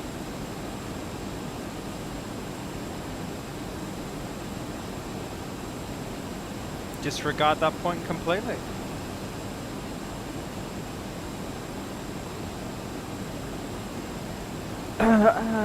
Aviation, we are flying the beautiful 767.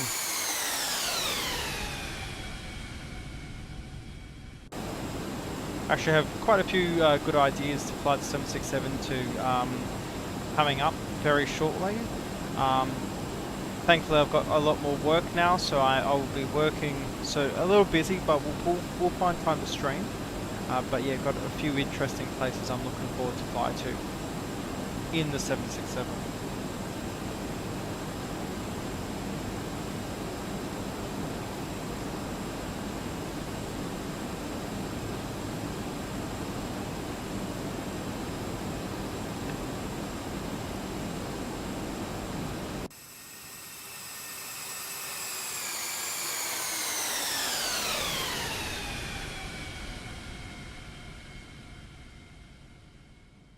Akdata, here we come. Oh, not okay. Fukushima, here we come. Now, Fukushima is in the city, the airport, so we'll be flying over the city to come in. I was talking to Flus earlier today, and there's definitely a place I'm looking forward to flying. There's no real good scenery for it. I have to say, it looks really, really interesting. And if you get a certain runway in, you got to dodge Hong Kong's flight path, and it gives you pretty much like a Kai-Tak approach to it, but it's not Kai-Tak.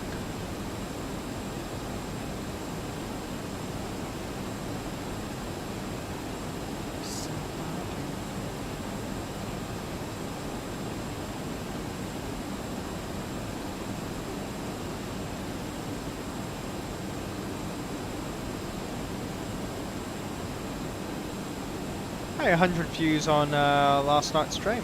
Fantastic, thank you everyone.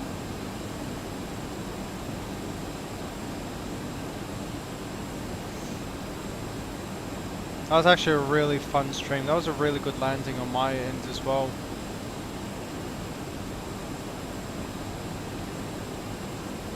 Got to put the chat up. Oh, let's get the recording started.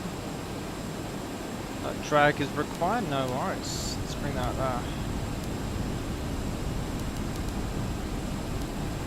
was interesting. Speed brakes can come in because we are matching a speed, and following VNAV path down as well. I guess that's a quarry.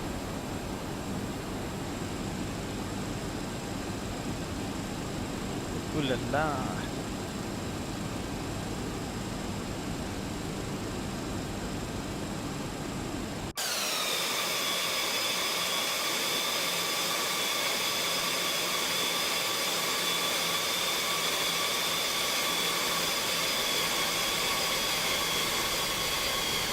Awesome.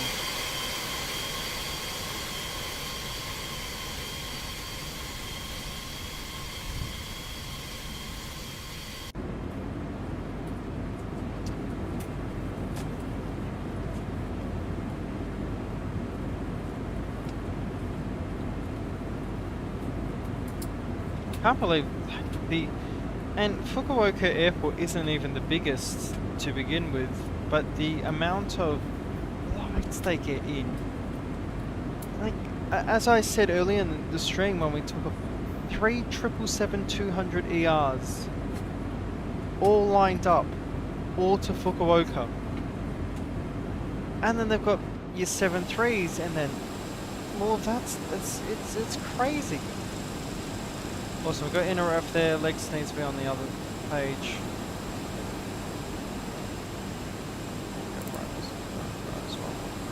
If you're wondering why this is the case, why the magenta is being painted in, that's because the zinc hasn't been fixed. X-Plane hasn't pushed their fix out, and I think Flight Factor said they patched it, but they haven't. Awesome, landing lights coming on under 10,000. Light ourselves up like a Christmas tree. It's a little dark, so I will get that logo light on. coming through 8,400. And we'll choose auto brake 2 for this this landing. Bit of terrain out there, speed's coming down just a little bit. We are 10 knots under, so we can actually come flaps 1. Might just help us with the descent coming down. It is a gradual descent though, coming into Fukuoka. The big thing though is just speed restrictions, so having the more drag just gives us that better, just better control per se.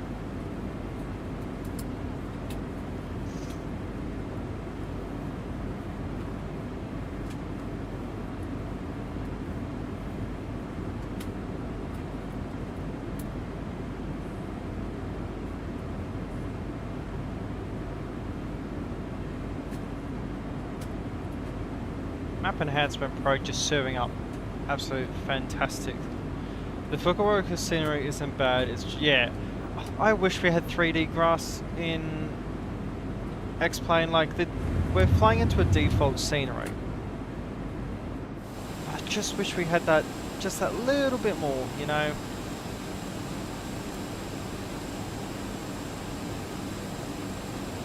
Fukuoka traffic, this RJTT-RJFF, we're currently passing through 7,700, descending for 3,800. We are coming in for the ILS 3-4 and currently on the downwind leg from Kahok to Dazai. We'll report base turn. ANA 241.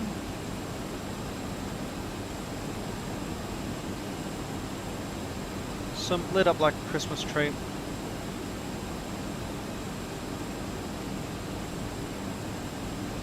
We're down at 230, so we only have to drop 20 knots before getting to Dazai.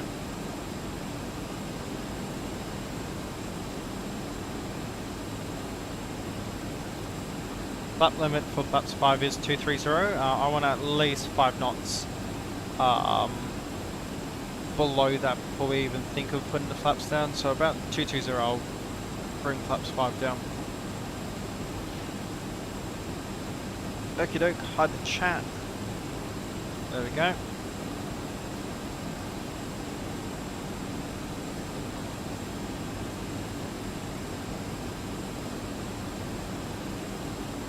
Awesome, so the approach has been briefed, everything's been sorted.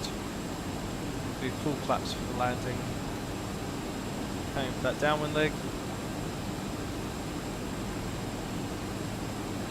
And bring speed down to 210.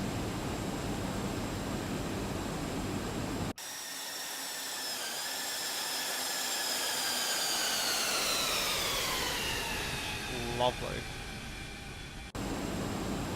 Look at this terrain. That's actually turning out a little more gorgeous than I thought. Introduce a little bit of speed brake here. That descent rate is at 2,000 feet a minute. Oh, looks like we've been blessed with the and it is specifically the glitch in a lot of flight factor planes where the seats height gets stuck. Oh no, that's unusable. There we go.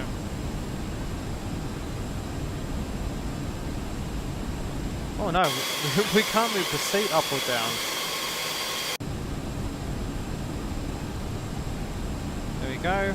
There are 5,300, so speed should start dropping off like a nobody's business now.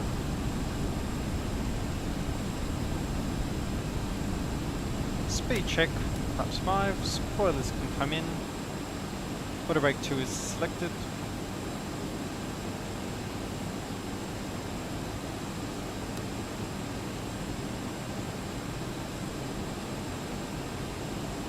And we'll bring this down to 170 now.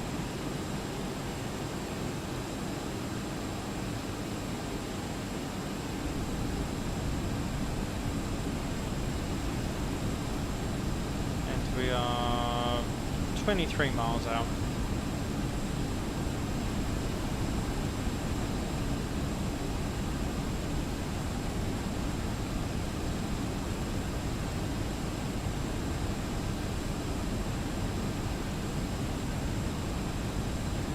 more spoiler action. I'll bring our altitude down to 3,000.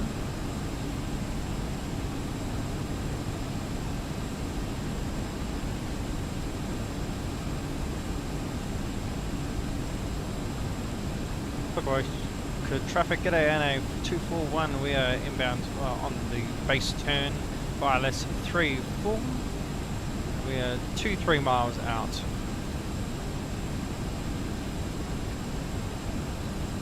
Some speed check, flaps 15. Okay, well let's capture that localizer. Localizer is captured.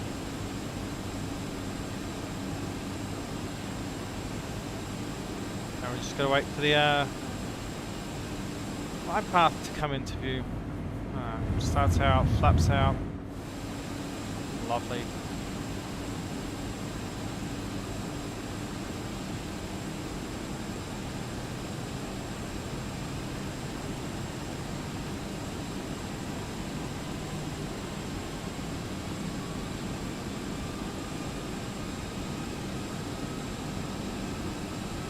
Glide slope's coming alive. Let's arm approach.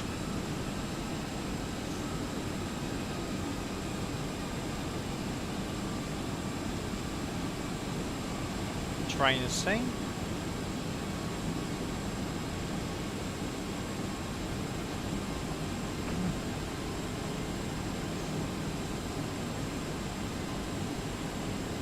Glide slope captured. Fukuoka traffic, ANA 241, established glide slope for 34, runway 34, correction, 19 miles out. Fukuoka traffic. There you go. So we can maintain flaps 15 all the way in, around 10 miles I'll get flaps 20 out, and then as we get close to that 5 mile mark I will have flaps 25 and then flaps 30 out, and gear by around 6 miles.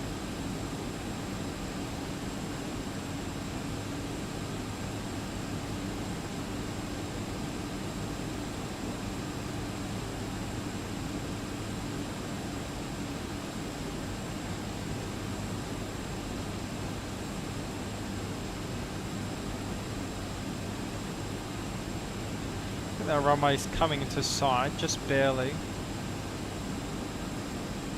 No. I know it's straight ahead of us, but it's a little bit too foggy. Yeah, we're 16 miles out. That's the thing, in the real world, it's not like you can zoom in all the way. Awesome. Cabin, take your seats for landing. Already know that the seatbelt signs are in fact on. There we go. All good. 2500. 2500, cross checked.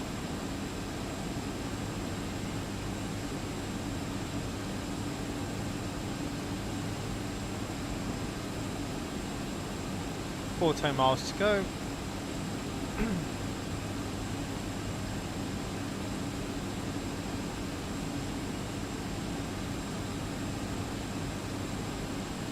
So when we're looking at the DME counter, the first number is what we're focused on.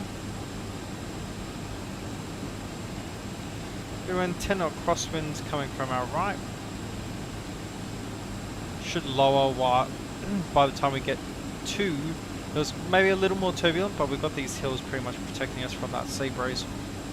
Runway is coming into sight now, 12 miles out.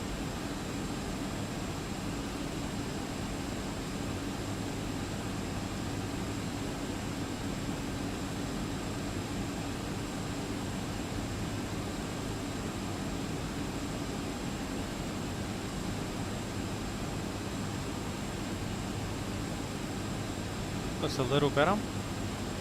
11 miles, flaps 20. I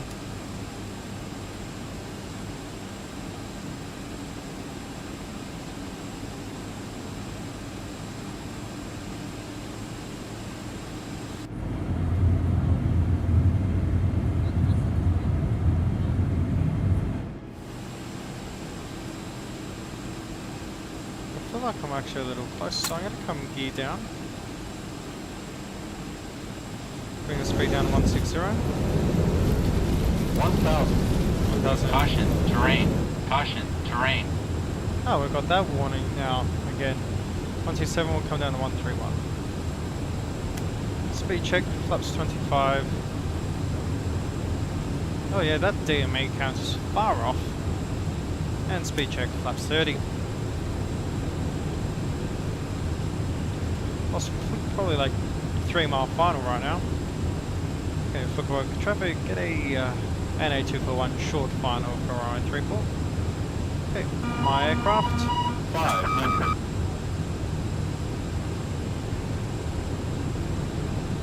Getting a little low. 400.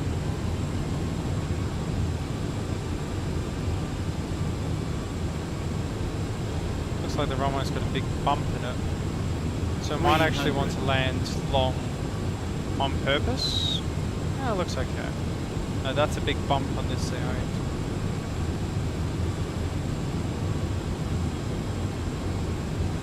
Minimum 212. Stable. Landing.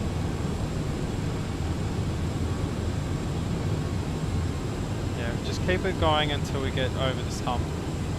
Don't know what's happened here. 100. 50, 40, 30, 20, 10, 5.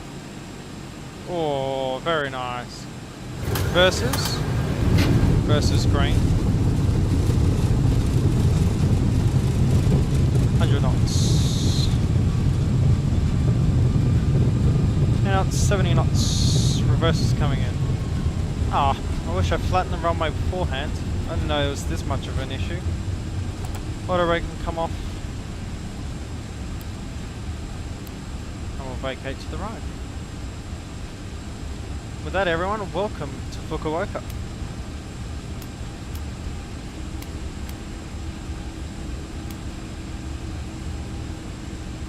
Happy you can come on.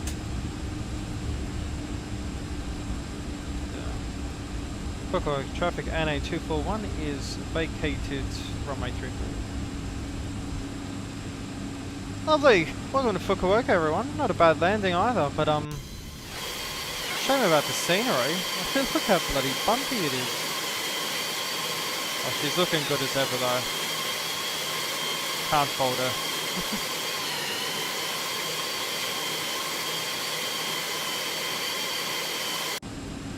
What we're going to do, we're going to slot ourselves into this gate and we'll get a replay sorted.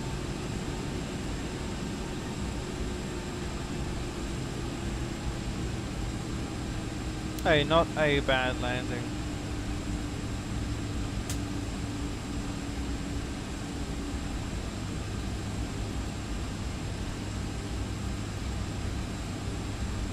Oh, all these cones are in the way.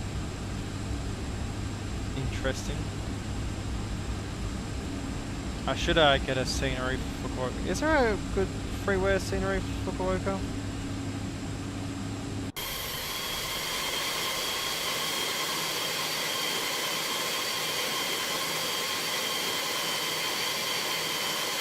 And with that, where we want to be, home brake set, weather radar is off.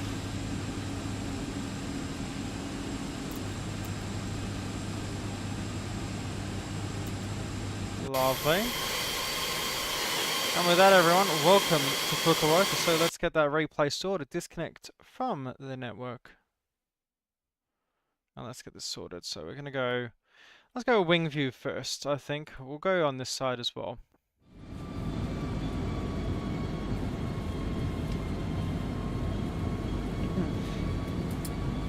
Arigatou gozaimasu. That is something that annoyed me, was the amount of times I would say it. In Australia, we keep it simple. Thanks. Cheers. But saying thanks, thanks, thanks, thanks, thanks. Like thanks 5 times just to get 1 copy, oh my gosh. I'm gonna flatten that scenery out, but it wasn't actually too bad, especially the landing.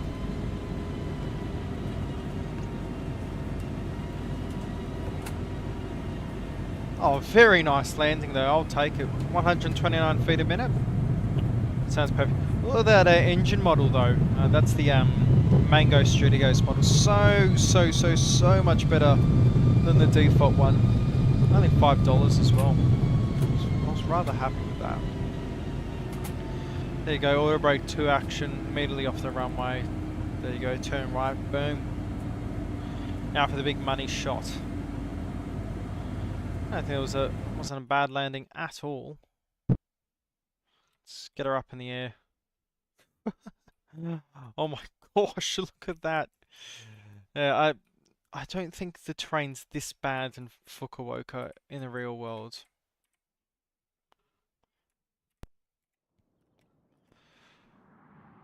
Ooh. Oh, Knight, I just saw that photo of the T-32. That looks awesome. What a funky looking plane.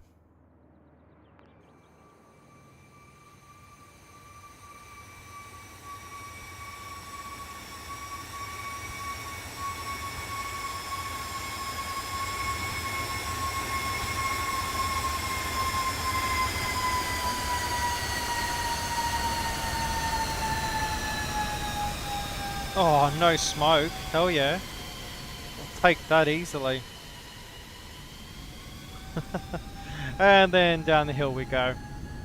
Actually, we stopped really quickly given that whole schmozzle. Oh, nice. Freeway Fukuoka.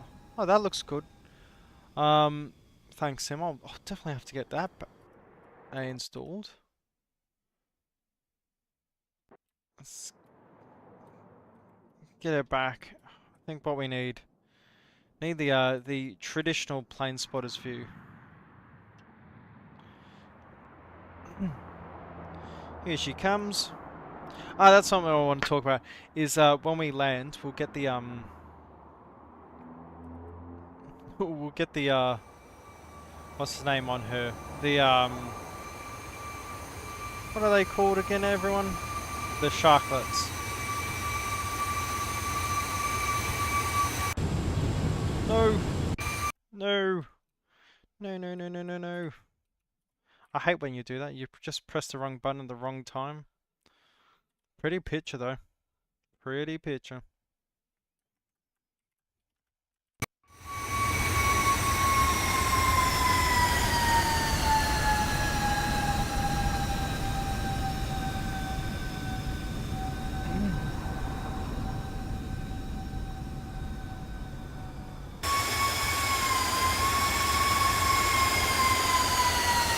Oh, no smoke, no nothing. Planted down beautifully, no bounce, no rise, no nothing. Oh, I'll take that any day. Lovely. And then down the hill she goes. Lovely. Let's put her at the gate. Back and brake is set. Spoilers are in. Everything's ready. APU are turned on. Is it on here? Sure is. APU gen is on. Let's get APU bleed on. And, engines 1 and 2 coming off.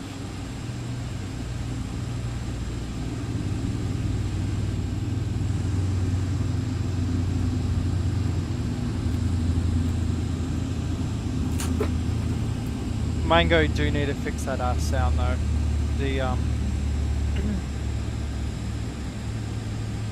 The sound of the engines and the phasing is just not good. Okay, everything's all sorted.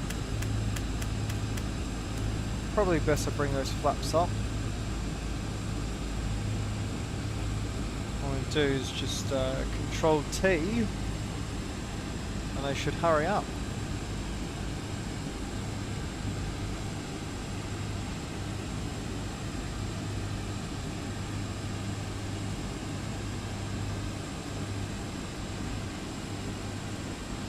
And look at that, they're pretty much up now. Lovely! With that, engines are shut down enough. Get all these fuel pumps off. And beacon lights coming off. Make sure all of these lights are in fact off. Off, off, off.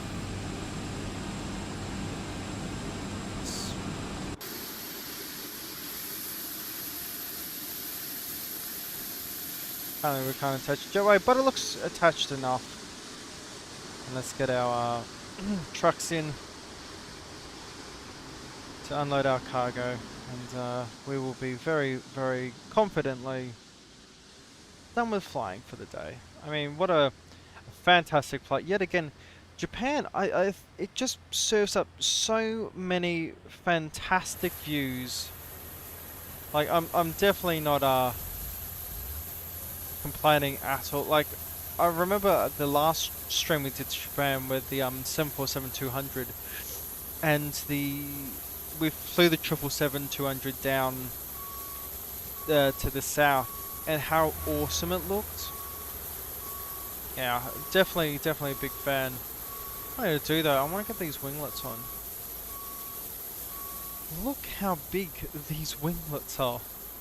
They stand up over the fuselage so significantly. Maybe we'll have to fly Japan Airlines 767, who knows. That's where I actually saw them in real life at Narita. I also recommend to everyone, do not fly from Narita. It is a horrible airport. It is one of the worst airports I think I've ever been to. Just absolutely huge. Anyway, let's get rid of those. And let's get myself ready for bed. Thank you everyone for joining us on today's stream. I hope you all enjoyed. I certainly did. And finally, we're back flying the 767. A plane that...